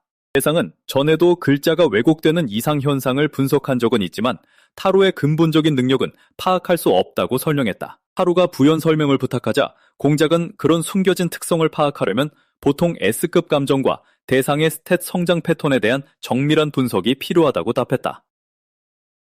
타로의 숙련도가 대장장이, 목공, 연금술 등 전혀 연관 없는 분야를 아우르고 있었기에 재상의 고급 감정 마법으로도 그를 특정 카테고리로 분류할 수 없었던 것이다. 만약 소년이 무술 쪽으로만 성장했다면 성기사나 용사 같은 직업으로 쉽게 유추할 수 있었을 것이다. 하지만 이렇게 다채로운 스킬의 조합은 유래를 찾아볼 수 없는 패턴이었다. 타로는 수도 최고의 감정사조차 이 수수께끼를 풀지 못한다면 자신은 까다롭긴 해도 그저 무척이나 독특한 능력을 가지고 있을 뿐이라고 결론 내렸다. 그는 까다로운 발동 조건을 충족하기 위해 앞으로도 꾸준히 훈련에 매진하기로 다짐했다. 평가를 마친 공작은 타로의 희귀한 상태창이 그 자체로 위협이 되지는 않으니 안심하라고 다독였다. 그리고 재상은 평가를 진행한 진짜 목적을 꺼내들었다. 더 높은 분의 요청에 따라 귀족은 타로에게 일주일에 한 번 왕자의 가정교사를 맡고 남은 날에는 지역 귀족들을 가르치라고 정식으로 지시했다. 왕족과 교류하게 될 것이라는 사실에 경악한 타로는 자신이 만든 소박한 보드게임이 상류층의 광적인 집착의 대상이 되어버렸음을 깨달았다. 대상은 후한 보상을 약속했지만 타로의 주된 관심사는 금전적인 보상이 아니라 이 임무가 가져올 엄청난 정치적 압박감이었다. 택을 나서 시내 거리를 걷던 타로는 곁에 있는 경호원의 표정이 무척이나 밝다는 것을 눈치챘다. 미나는 그 숨막히는 만남 속에서도 의연했던 그의 태도를 칭찬했고 그는 조용히 감사의 뜻을 표했다. 앞으로 왕자와 갖게 될 수업에 대해 그녀가 묻자 타로는 당분간은 그 버거운 책임감을 모른 척하고 싶다고 솔직히 털어놓았다. 고급스러운 숙소로 돌아오자 하녀가 그들을 따뜻하게 맞이하며 식사를 준비하고 따뜻한 목욕물을 받아주겠다고 제안했다. 호텔의 극진한 헌대에 놀라면서도 타로는 침착함을 잃지 않고 미나와 저녁 일정을 상의했다. 휴식을 취하고 싶었던 그는 식사를 방으로 직접 가져다 달라고 요청했고 경호원 역시 이에 동의했다. 하녀가 지시를 따르는 동안 미나는 소년의 기품 있는 태도가 진정한 귀족의 그것과 닮았다고 말했다. 다음 날 왕실과의 예정된 만남을 앞두고 짧은 휴식이 주어졌다. 미나가 특별한 계획이 있는지 묻자 타로는 여유 시간 동안 수도를 구경하자고 제안했다. 시내 거리를 거닐며 다양한 상점들을 구경하던 중 미나는 가족들을 위해 기념품을 사고 싶다고 말했다. 그녀는 자신에게 딱 타로만한 나이의 남동생이 있으며 그 아이가 이 어린 모험가를 열렬히 동경하고 있다고 털어놓았다. 그 소녀는 동네 인형극을 보고 타로가 재치있게 아버지의 빚을 피하는 과장된 장면을 자주 따라하곤 했다. 그 이야기를 들은 타로는 연극적인 소문이 얼마나 널리 퍼졌는지 깨닫고 깊은 수치심을 느꼈다. 잠시 후 미나는 그들을 마법 아이템 전문점으로 안내했다. 상점 안에서 타로는 진열된 물건들, 특히 최고급 배낭에서 눈을 떼지 못했다. 상인은 그 물건이 백금화 심리시에 달하는 전설적인 명작이라고 설명했고 타로는 속으로 그 금액이 이전 세계에서도 천문학적인 재산에 해당한다고 계산했다. 조금 더 실용적인 것을 찾고자 미나는 더 작은 대안품이 있는지 물었고 이에 상점 주인은 그들을 2층으로 안내했다. 위층은 희귀한 마법 아티팩트들로 가득했지만 조심성 많은 상인은 그들에게 절대 물건을 만지지 말라고 엄격하게 주의를 주었다. 물건들을 꼼꼼히 살펴본 후 두 사람은 외출을 마무리하고 숙소로 돌아왔다. 이제 이야기는 왕실과의 약속 당일로 이어진다. 마차에서 내린 타루는 웅장한 성의 자태를 올려다보았다. 한 관료가 일행을 맞이하며 깍듯이 예우했고 어린 소녀는 미리 마음의 준비를 했음에도 불구하고 약간 압도되고 말았다. 정문을 통과하고 중무장한 수많은 기사들을 지나친 후 관료는 타루의 호위에게 지정된 대기 장소에 머물라고 지시했다. 안내인을 따라 홀로 걸음을 옮긴 타루는 곧 거대한 실내문 앞에 도착했고 마침내 결정적인 순간이 왔음을 직감했다. 탐험을 받아들인 타루는 가정교사로서의 임무를 시작하기 위해 지정된 방으로 들어섰다. 그는 오왕자 그라이프를 소개받았다.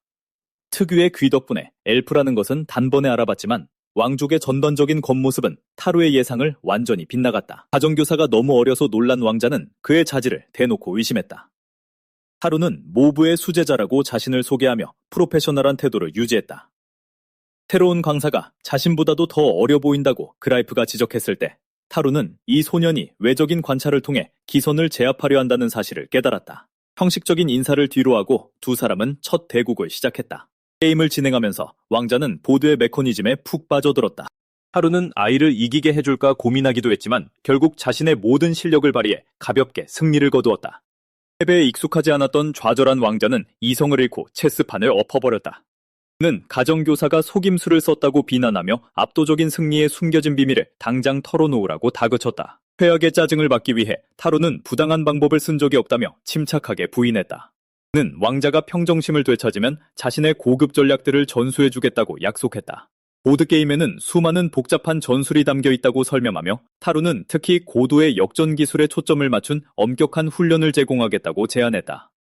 코칭이 진행될수록 왕자는 타루의 뛰어난 지도에 진심으로 감사를 표했다. 그는 이 전략들이 재상에게 사용했던 것과 같은 것인지 물으며 예전에 그 노련한 귀족에게 처참하게 패배한 적이 있다고 고백했다. 이 말을 들은 타루는 과거의 대국에서 재상이 어린 남족에게 일말의 자비도 베풀지 않았다는 사실을 깨달았다. 과거의 패배를 원동력 삼아 왕자는 재상을 꺾을 전략을 짤 수 있게 도와달라고 타루에게 간절히 부탁했다. 타루는 그 도전을 흔쾌히 받아들였다. 처음의 우려와 달리 타루는 왕자가 보드게임에 진정한 재능을 가지고 있다는 것을 금세 알아챘다. 새로운 전술적 목표에 맞춰 그들의 훈련 일정은 주 1회에서 주 3회 강도 높은 세션으로 급격히 늘어났다. 타루의 직접적인 지도 아래 왕자의 실력은 짧은 시간 안에 비약적으로 향상되었다. 어느 날 오후 호텔 집사가 사색이 되어 타루에게 다가와 밖에 주차된 왕실 마차가 그를 기다리고 있는 것인지 물었다.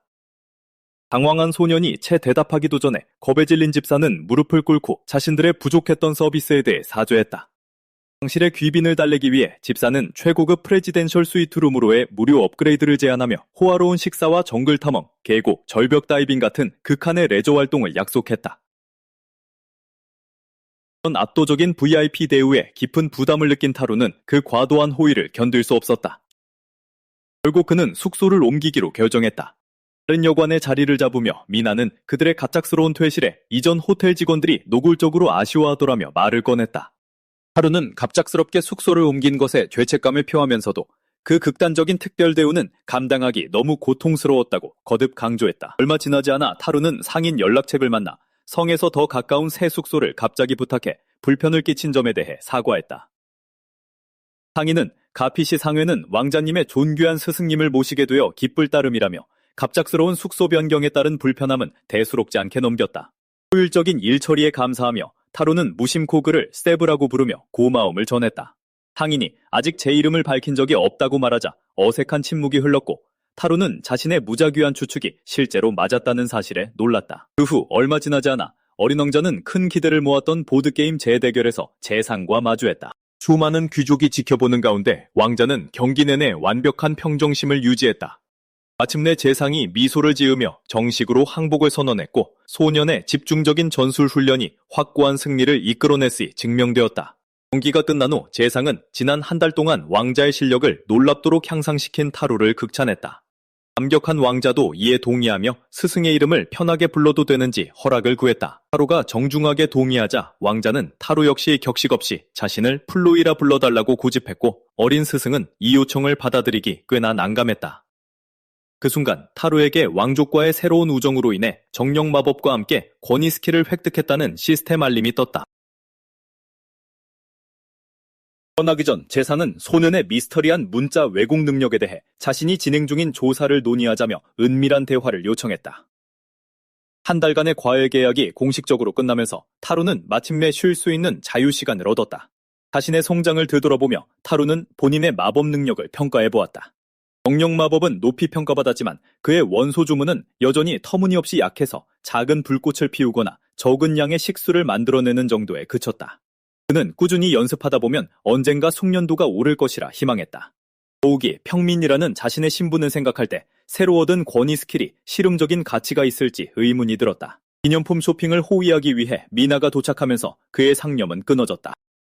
그들이 출발하기 전 세브가 다가와 왕자와 재상을 대신해 타로에게 마지막 보수를 전달했다. 주머니를 받아든 타로는 그것이 놀라울 정도로 가볍다는 것을 눈치챘다. 상인은 왕족이 금전적인 보상을 주는 것을 어색해하셨지만 후한 보상을 고집하셨다고 설명했다. 가방을 열어본 타로와 미나는 그 안에 백금화 20잎이 들어있는 것을 보고 경악을 금치 못했다. 새로 얻은 부를 활용하기 위해 타로는 곧장 마법 아티팩트 상점으로 발길을 돌렸다. 상점 직원은 예전에 방문했던 그들을 경계하며 알아봤지만 타로는 전설적인 배낭을 사겠다는 의사를 당당하게 밝혔다. 상인이 백금화 10잎이라는 천문학적인 가격을 다시 한번 강조했을 때 소녀는 단호하게 돈주머니를 내밀며 거래를 마무리지었다.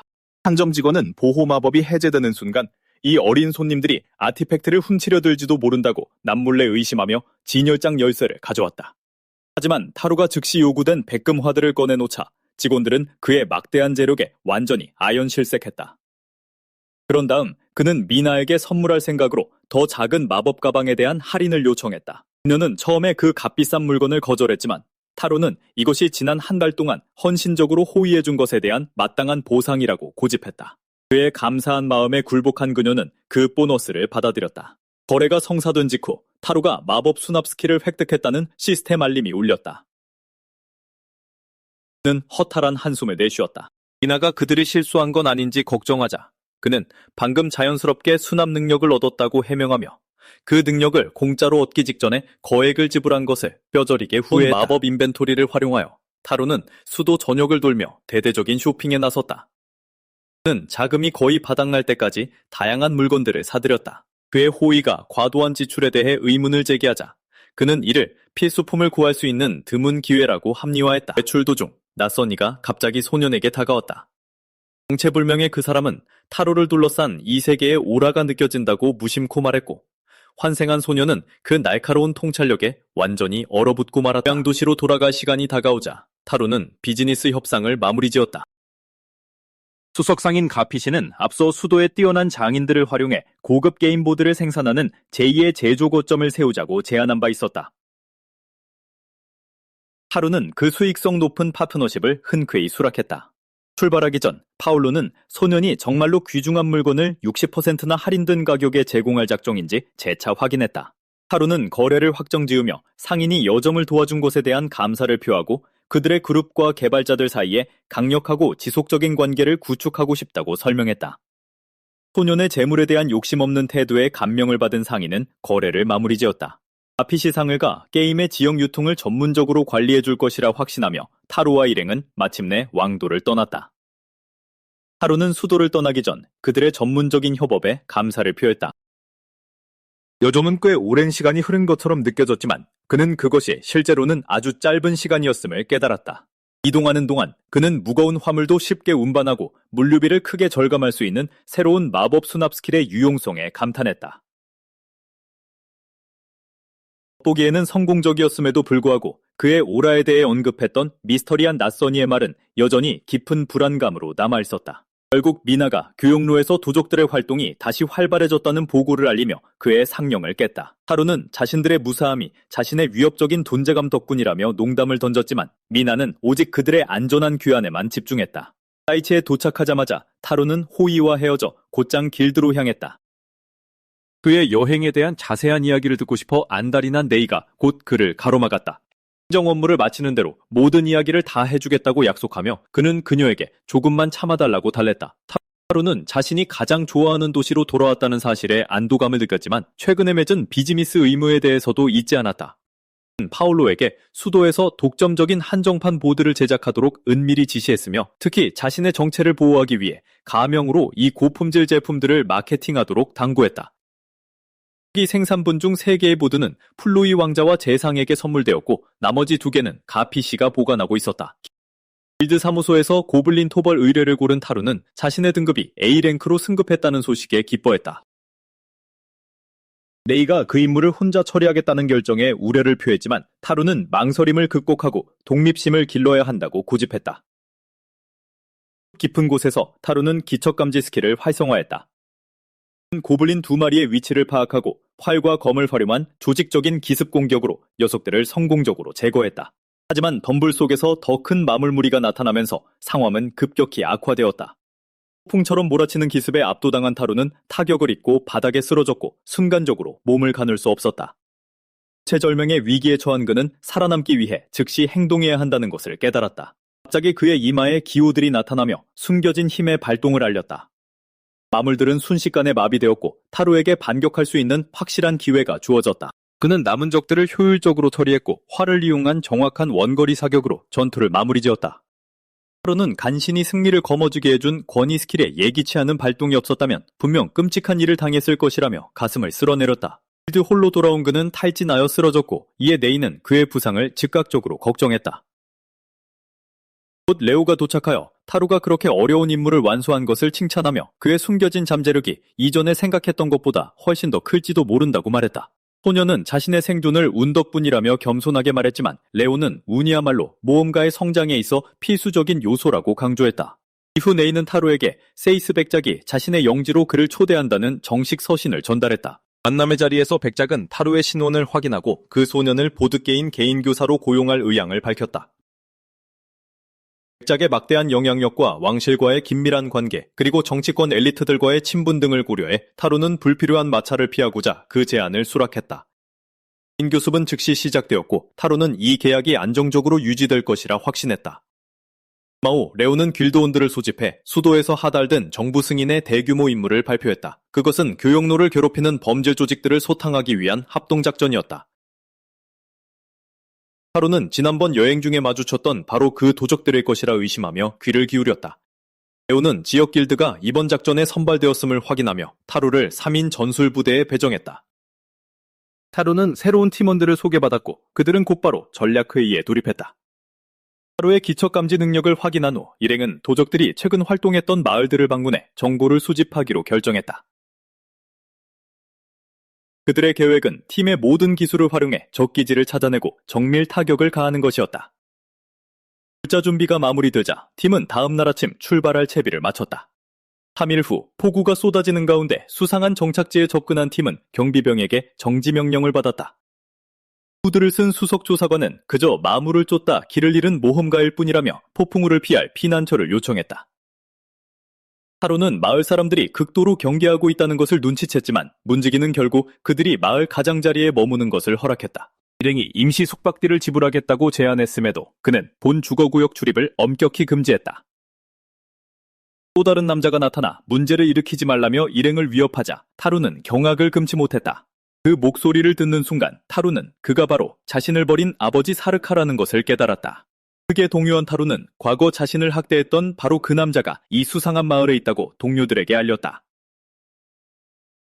동료는 즉시 후퇴하자고 제안했지만 끊임없이 쏟아지는 비와 밤의 몬스터들 때문에 어쩔 수 없이 머물러야만 했다.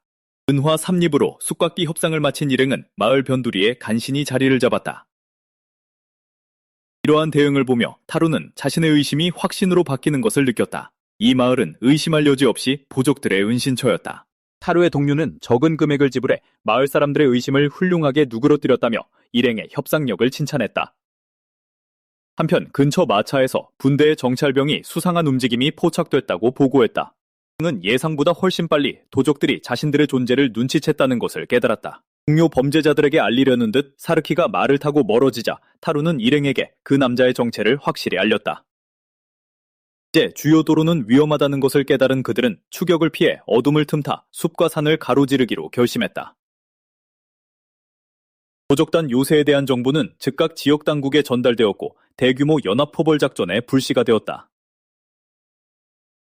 인근의 모든 길드 지부가 총동원되었고 중앙홀은 벌집을 쑤셔놓은 듯 분주해졌다. 타로는 아버지의 일에 대해 개인적인 책임을 느끼며 작전 합류를 정식으로 요청했다. 침묵 끝에 레오는 소년의 요청을 승낙했고 타루는 생애 첫 대규모 군사작전에 참전하게 되었다. 동이 트기 전 집결한 모험가들에게 명령이 하달되었다. 전략은 협공이었다. 한 분대가 요새에 잠입해 인질들을 확보하는 동안 남은 병력이 마을을 정면으로 공격하는 작전이었다. 수같이 쏟아지는 비 때문에 타루 일행은 애초에 돌담과 요새화된 감시탑 등 마을의 방어선을 눈치채지 못했었다. 뛰어난 활솜씨와 은신 능력으로 돌격대에 배정된 타루는 탑에 있는 보초를 발견했다. 는 활을 당겨 정확하게 화살을 날렸고 보초를 단숨에 제압했다. 보초가 쓰러지는 것을 본 선봉 모험가는 본대에 돌격 신호를 보냈고 부대는 요새를 향해 거침없이 돌진했다. 공격이 시작되자 타루는 사람을 처음 죽였다는 도의적인 죄책감에 시달렸지만 재빨리 전술 목표에 다시 집중했다. 그의 팀이 요새 성벽을 오르기 시작했고 타루는 마법 순환 능력을 활용해 필요한 장비들을 척척 꺼내주었다. 잠입이 너무나 쉽게 이루어지자 당황한 도적지 일관이 부하들을 출동시켰지만 미나와 후방 마법사들은 이미 적의 방어 의지를 산산조각 낸 후였다. 타루는 화살이 바닥나자 대지계열 정령의 힘으로 전환하여 남은 적들을 제압해 나갔다. 요새의 장군이 자신의 무력을 뽐내며 부하들을 결집하려 했으나 미나가 찰나의 틈을 타 결정적인 발차기로 그를 기절시켜버렸다. 지휘관이 쓰러지자 요새는 순식간에 함락되었다. 이 성공적인 전투 이후 타루는 다방면에 걸친 활약으로 엄청난 존경을 받게 되었다. 세이스 남작이 수차례 귀족 지위를 제안했음에도 그는 꿋꿋하게 독립적인 모험가의 길에 전념했다. 일도 오래 군인 부대가 들이닥쳐 타루를 내놓으라며 상황은 걷잡을 수 없이 악화되었다. 모험가들이 진입을 막으려 했으나 군인들이 강제로 들이닥치자 결국 길드장인 레오가 나서게 되었다. 자신의 신하가 되어달라는 제안을 타루가 정중하게 거절한 것에 모욕감을 느낀 세이스 차작이 소년이 공개적으로 자신의 권위를 조롱했다는 억지 이야기를 날조해낸 것이었다. 차작의 끈질긴 괴롭힘에 분노한 레오는 사자에게 타루가 길드에 없어서는 안 될 핵심 멤버라며 강한 불만을 토로했다. 갑작스러운 누명에 진심으로 당황한 타루는 늘 예의를 갖춰 정중하게 초대를 거절했을 뿐이라고 주장했다. 레오 역시 소년의 성품은 흠잡을 데가 없으며 자작이 자신의 나약한 자존심을 채우려 억지 불만을 지어내고 있다는 것에 동의했다. 이런 괴롭힘을 더는 좌시하지 않겠다고 선언한 레오는 갈등을 해결하고 협박의 고리를 강제로 끊어내기 위해 자작의 영지로 직접 찾아가겠다고 공표했다. 레오는 사태가 더 커지는 것을 막고자 군인들에게 당장 물러가라고 명령했다. 타루는 긴장이 사그라들길 바랐지만 도시는 거리의 광대들이 그의 영웅담을 계속 퍼뜨리며 여전히 그의 명성에 흠뻑 빠져 있었다. 이런 이야기들은 지역 사람들의 지지를 이끌어냈지만 동시에 원치 않는 주목과 악의적인 뜬소문까지 불러일으켰다. 레이는 그에게 침착하라고 당부했지만 타루는 이미 소문이 자신의 명성만으로는 억누를 수 없는 임계점에 달했다는 것을 직감했다. 불안해하는 그를 현지 모험가들이 감싸주었고 소년의 훌륭한 성품은 모두가 알고 있으니 대중의 소란도 결국엔 잦아들 거라고 안심시켰다. 한 바로 다음 날 군대가 정식 체포영장을 들고 길드 홀로 돌아오고 말았다. 리가 타루를 범죄 조직과 내통한 혐의로 지목하자 길드 전체는 그야말로 충격에 휩싸였다. 레오는 격분했지만 군인들은 체포를 방해하는 자는 즉각 구금하겠다고 경고했다. 레오의 안전을 걱정한 모험가들이 길드장을 만류하는 사이 타루는 묵묵히 체포에 순응했다. 그는 길드가 더 이상 얽히지 않길 바라며 네이에게 자신의 검을 맡겼고 당국이 자신을 연행하도록 내버려 두었다. 유치장에 갇힌 타루는 아버지의 범죄 연루 가능성에 대해 신문을 받았다. 그는 줄곧 길드에서 지내왔고 최근에 우연히 마주치고 나서야 아버지의 진짜 정체를 알게 되었다고 분명히 밝혔다. 도적단의 습격 당시 그저 정당방위를 했을 뿐이라는 그의 항근에도 신문관들은 냉담하게 묵살할 뿐이었다. 마법도 수납 스킬도 쓸 수 없는 상태로 갇혀 있었지만 타루는 레오와 네이가 자신을 빼내기 위해 힘써줄 거라는 굳건한 믿음을 버리지 않았다. 그로부터 2주 후 상인 가피시가 왕도에서 국무총리와의 긴급 만남을 요청했다. 공작은 처음에 만남을 꺼렸지만 가피시는 타루의 투호권이 대단히 중대한 문제라며 강하게 몰아붙였다. 상세한 내막을 전해들은 국무총리는 이미 국왕의 귀에까지 이 사태가 들어갔음을 밝혔다. 가피시는 자작과 하라구라 후작을 비롯한 유력 파벌들이 지역의 안정을 흔들기 위해 이 체포국을 꾸몄다는 사실을 알게 되었다. 이 정치적 공작의 심각성을 간파한 국무총리는 적대적인 귀족들에 맞서기 위해 왕비와 플루이 왕자의 지지를 얻어낼 반대 청원 준비에 착수했다. 이 소식은 마침내 플루이 왕자에게도 전해졌고 자신의 스승이 갑작스레 투옥되었다는 사실에 그는 큰 충격을 받았다. 스승의 체포가 자신의 동맹을 향한 전술적 공격임을 직감한 왕자는 이 사건을 철저하게 파헤치기로 결심했다. 그는 소년의 법적 실현이 왕국 정치체제의 안정을 위협하는 중대한 갈등으로 번졌음을 깊이 자각하고 형제들과 논의하며 왕비의 도움을 구할 준비에 나섰다. 루이 왕자와 국무총리가 타로의 보드게임을 함께했다는 정치적 스캔들은 이내 국왕의 귀에까지 들어갔고 결국 국왕은 직접 개입하기로 결단을 내렸다. 한편 옥살이를 하던 타로에게 딱딱하게 굳은 빵과 수상한 스튜라는 형편없는 식사가 배급되었다. 식사를 하려던 찰나 음식에 독이 들어갔음을 알아챈 그는 간발의 차이로 중독을 피할 수 있었다. 거의 그 즉시 새로운 상태 이상 내성 스킬을 획득했다는 시스템 알림이 떴다. 그는 예전에 자신이 이 세계에서 왔다는 것을 꿰뚫어 보고 세상을 바꿀 운명을 지닌 영웅의 자질을 갖추었다고 말해주었던 수수께끼의 예언자의 말을 떠올렸다. 자신의 생존이 거대한 운명의 일부라 확신한 타루는 이렇게 영원히 갇혀있을 수만은 없다고 굳게 다짐했다. 그가 수감된 지 석 달째 되던 날 자작은 국왕과의 공식 어전회의에 소환되었다. 그 귀족은 시치미를 뚝 뗐지만 국왕은 무고한 청년을 거짓으로 투옥한 일에 대해 정면으로 추궁했다. 국왕은 타루의 석방을 요구하는 끊이낌 없는 청원들이 정치적으로도 엄청난 골칫거리가 되었다고 지적했다. 도무지 그럴듯한 변명거리를 찾지 못한 자작은 패닉에 빠지고 말았다. 그는 최근에야 소년의 결백을 알게 되어 이미 정식 석방 절차에 돌입했다고 둘러대며 행정상의 착오에 대해 필사적으로 용서를 구했다. 당국은 신속하게 혐의를 무효로 했고 타로는 마침내 공식적으로 무죄 판결을 받았다. 최종 절차가 진행되는 동안 국왕은 관계자들과 협의를 거쳤고 그들은 공식적인 석방 과정에 더 이상 이의가 없음을 확인했다. 플루이 왕자는 사태를 원만하게 해결해 주신 아버지께 깊은 감사를 표했다. 석방 후 타로는 수도를 떠나 자신의 고향 같은 도시로 발길을 돌렸다. 길드홀에 들어서자 동료들은 주체할 수 없는 감격으로 그를 열렬히 반겨주었다. 옥사리로 수척해진 소년을 보자 안도한 레이는 와라 그를 끌어안았다. 타로 역시 마침내 자신의 진짜 보금자리로 불어왔다는 안도감에 참았던 눈물을 왈칵 쏟아냈다. 자작의 부정부패가 만천하에 드러나자 가피시 상단을 비롯한 지역 길드들이 그의 권력을 무너뜨리기 위해 힘을 모았다. 그러나 그 악당이 여전히 영주라는 신분을 쥐고 있었기에 대중의 반응은 한결 조심스럽고 억눌려 있을 수밖에 없었다. 출소 후 타루는 부상을 회복하기 위해 지극정성으로 치료를 받았다.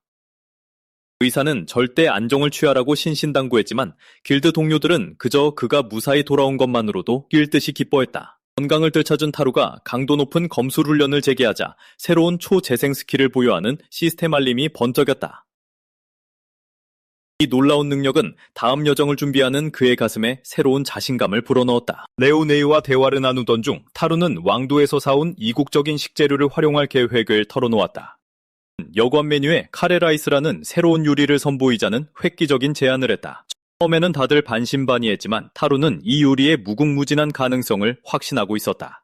특별한 향신료 조합을 개발하는 한 달의 과정은 코를 찌르는 강렬한 냄새로 여관을 발칵 뒤집어 놓기 일수인 험난한 길이었지만 결국 그는 완벽한 레시피를 탄생시켰다. 여관 주인과의 성공적인 협의 끝에 그들은 주점을 카레 전문점으로 완전히 탈바꿈시키기로 결정했고 이는 단숨에 어마어마한 대박을 터뜨렸다.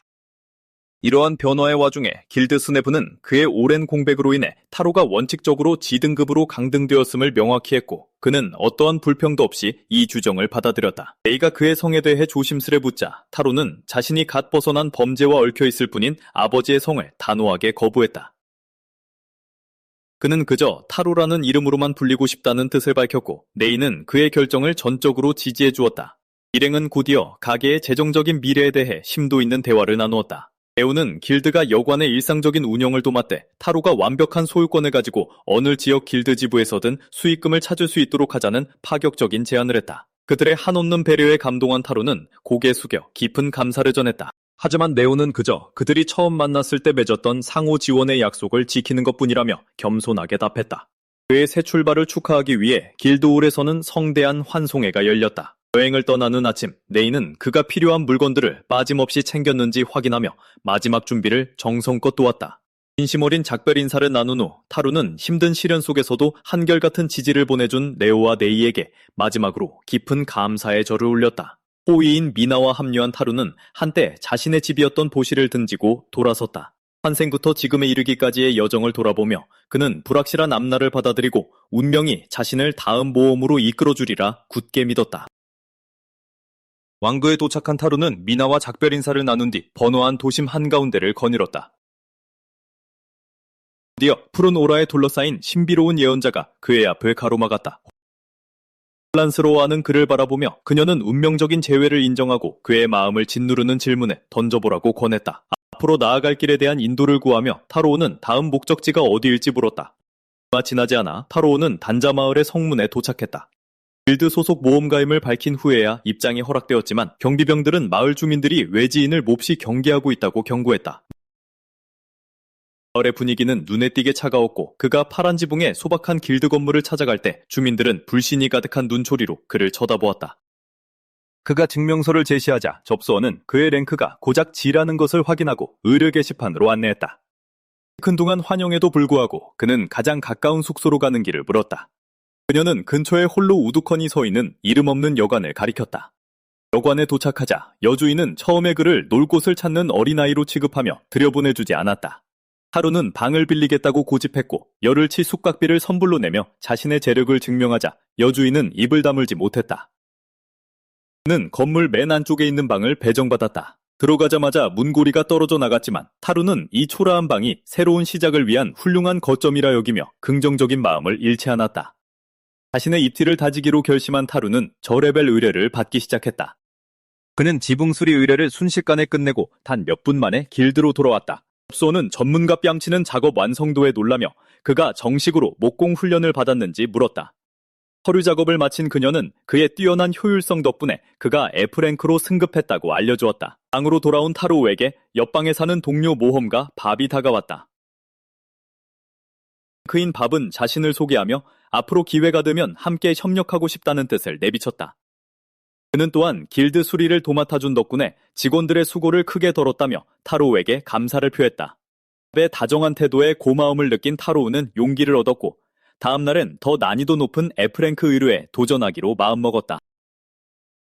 약초를 채집하는 동안 타로우는 진실의 눈, 감정 스킬과 식물학 지식, 그리고 기척 감지를 결합하여 최고 효율의 채집법을 만들어냈다. 법이었다. 고블린 4마리에게 쫓기는 한 모험가를 목격한 순간 그의 집중력이 깨지고 말았다. 그 모험가가 이웃인 밥이라는 것을 알아챈 타루는 망설임 없이 뛰어들었다.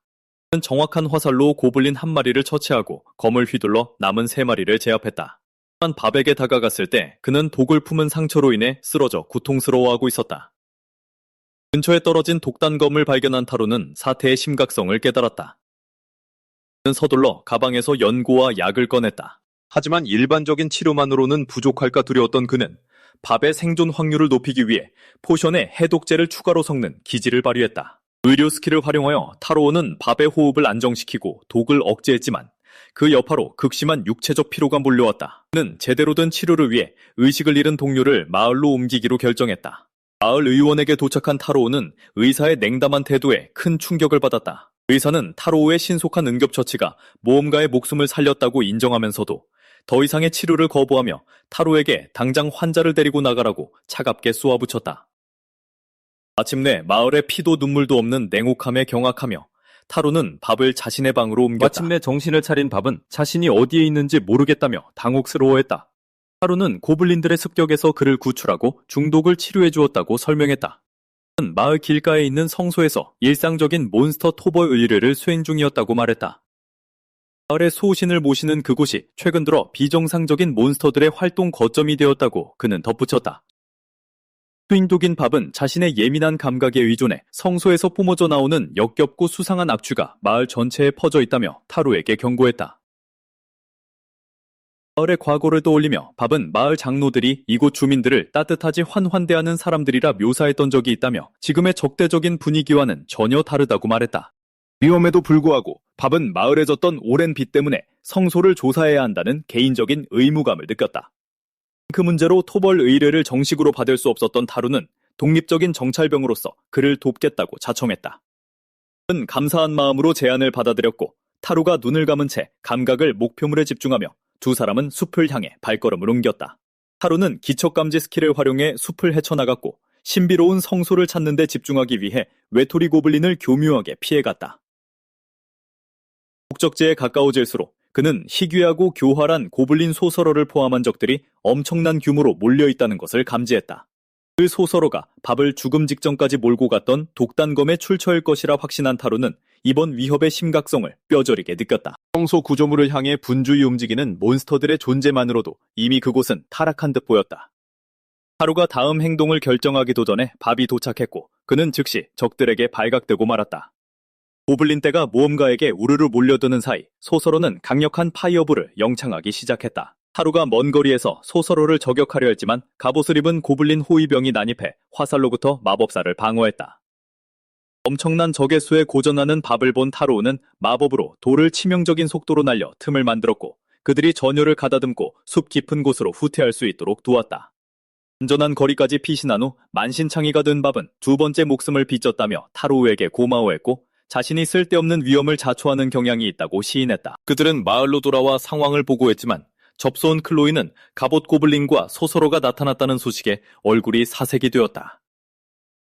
밥이 긴급 지원을 요청하자 클로이는 전임 길드마스터가 마을 사람들의 적대감에 질려 3개월 전에 사임했다는 사실을 털어놓았다. 그 결과 그녀 혼자 길드 지부를 운영하고 있었고 모험가들 사이에서 마을의 평판이 최악이라 외부의 도움은 기대할 수 없다는 뜻이었다. 타로는 몬스터의 위협을 제거하는 두 사람의 능력에 마을의 존폐가 달려있다는 것을 깨닫고 상황이 예상보다 훨씬 더 절망적이라는 것을 직감했다. 사태의 심각성을 받아들인 클로이는 기한 제한 없이 두 사람에게 고블린 토벌 의뢰를 정식으로 허가했다. 밥은 고작 2명으로 소설어와 갑옷 기사를 상대해야 한다는 사실에 두려움을 내비쳤지만 타로우는 더욱 전략적인 접근법을 제안했다. 그는 파트너에게 진정하라고 격려하며 적부대 전체와 정면으로 부딪힐 필요 없이 정교하게 다음 움직임을 계획하면 된다고 말했다. 타로와 밥은 성소를 둘러싼 고블린 군대를 제거하기 위한 조직적인 작전에 돌입했다. 로 떨어진 정찰병과 고립된 부대를 표적으로 삼아 두 사람은 갑옷 기사와 고블린 소설어만 남을 때까지 적의 수를 착실하게 줄여나갔다. 타로는 성소를 철저하게 감시하며 공격할 최적의 타이밍을 기다렸고 중무장한 적을 쓰러뜨리기 위해선 밥의 완력이 필수적이라는 사실을 명확히 인지하고 있었다. 시사가 마침내 탁 트인 곳으로 모습을 드러내자 타루는 기습적으로 화살을 날렸지만 화살은 괴물의 두꺼운 방어를 뚫지 못했다.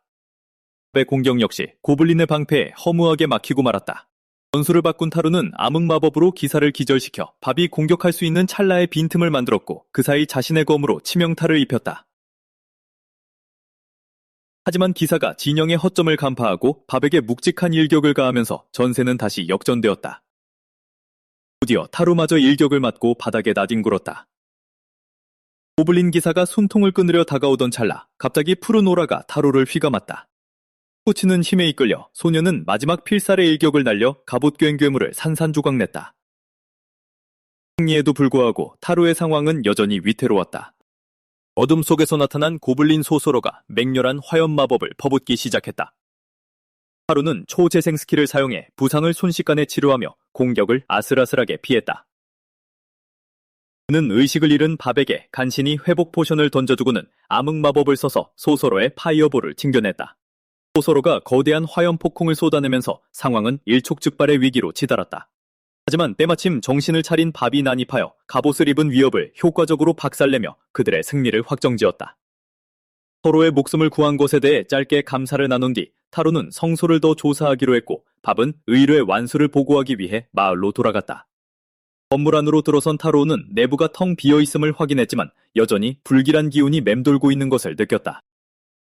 그는 잠들어 있던 마법진을 작동시켰고 그곳에 암흑정령들이 모여들고 있다는 사실을 밝혀냈다. 성소 깊은 곳으로 나아간 그는 고블린들이 세워둔 재물 토템을 발견했고 이곳이 의도적으로 오염되었다는 자신의 의심을 확신했다. 타로는 타락한 토템을 감싸고 있는 역겨운 기운을 단번에 감지했다. 그가 정화 능력을 발동하자 땅이 진동하며 토템이 공중으로 떠올랐고 이내 찬란한 빛 속으로 녹아내렸다. 돌 위에 빛나는 기이한 문양들이 떠오르자 타로는 암흑정령 마법을 획득했다는 시스템 알림을 받았다. 돌의 잔해에서 플루토라 불리는 유령 같은 존재가 나타나 마을을 병들게 한 저주에 자신도 갇혀 있었다고 설명했다. 구원해준 것에 대한 보답으로 정령은 타로에게 축복을 내렸고 그의 암흑마법 숙련도와 저항력을 대폭 상승시켜 주었다. 플루토는 바깥 세상을 탐험하겠다며 떠났고 타로는 성소를 짓누르던 무거운 공기가 마침내 거치는 것을 지켜보았다. 길드 회관으로 돌아온 타로우는 수색대라도 꾸리려던 찰나였던 밥에 안도하는 얼굴과 마주했다. 마을을 괴롭히던 악취가 말끔히 사라졌다고 밥이 말하자 타로우는 저주가 풀렸음을 확인해 주었다. 다만 정령에 대한 그의 모호한 설명에 길드원들은 여전히 어리둥절한 표정이었다. 클로이가 타로우에게 길드의 보상금을 건넸지만 그는 전투 내내 보여준 동료의 용기를 칭찬하며 밥에게 몫을 양보하겠다고 겸손하게 구집했다. 밥이 전투 중에 사용한 해독 포션 값을 타로우에게 갚으려 하면서 대화의 주제가 바뀌었다. 타로우는 약을 직접 만들었다고 무심하게 말했고 그의 조제 지식을 전혀 몰랐던 클로이와 밥은 그저 경악할 뿐이었다. 그들이 그의 다재다능한 능력에 감탄하는 동안 타로우는 자신의 성공을 종종 오해받긴 하지만 특별한 능력 덕분으로 돌렸다. 클로이는 그가 마을을 위해 바친 엄청난 노력을 인정하며 이전에 의심했던 것에 대해 마침내 사과했다. 성소가 정화되고 몬스터의 위협이 사라지면서 마을은 마침내 평화를 되찾았다. 마을 분위기가 극적으로 좋아졌다고 기뻐했고 두 모험가는 의뢰를 성공적으로 마친 것을 자축했다. 자신의 여정을 돌아보며 타로는 앞으로도 왕국 전역에서 고통받는 이들을 돕기 위해 자신의 힘을 쓰겠다고 다짐했다. 자신만의 확고한 목적을 가지고 이 세계로 넘어온 그는 스스로 부여한 수호자라는 역할에 그 어느 때보다 깊은 사명감을 느꼈다.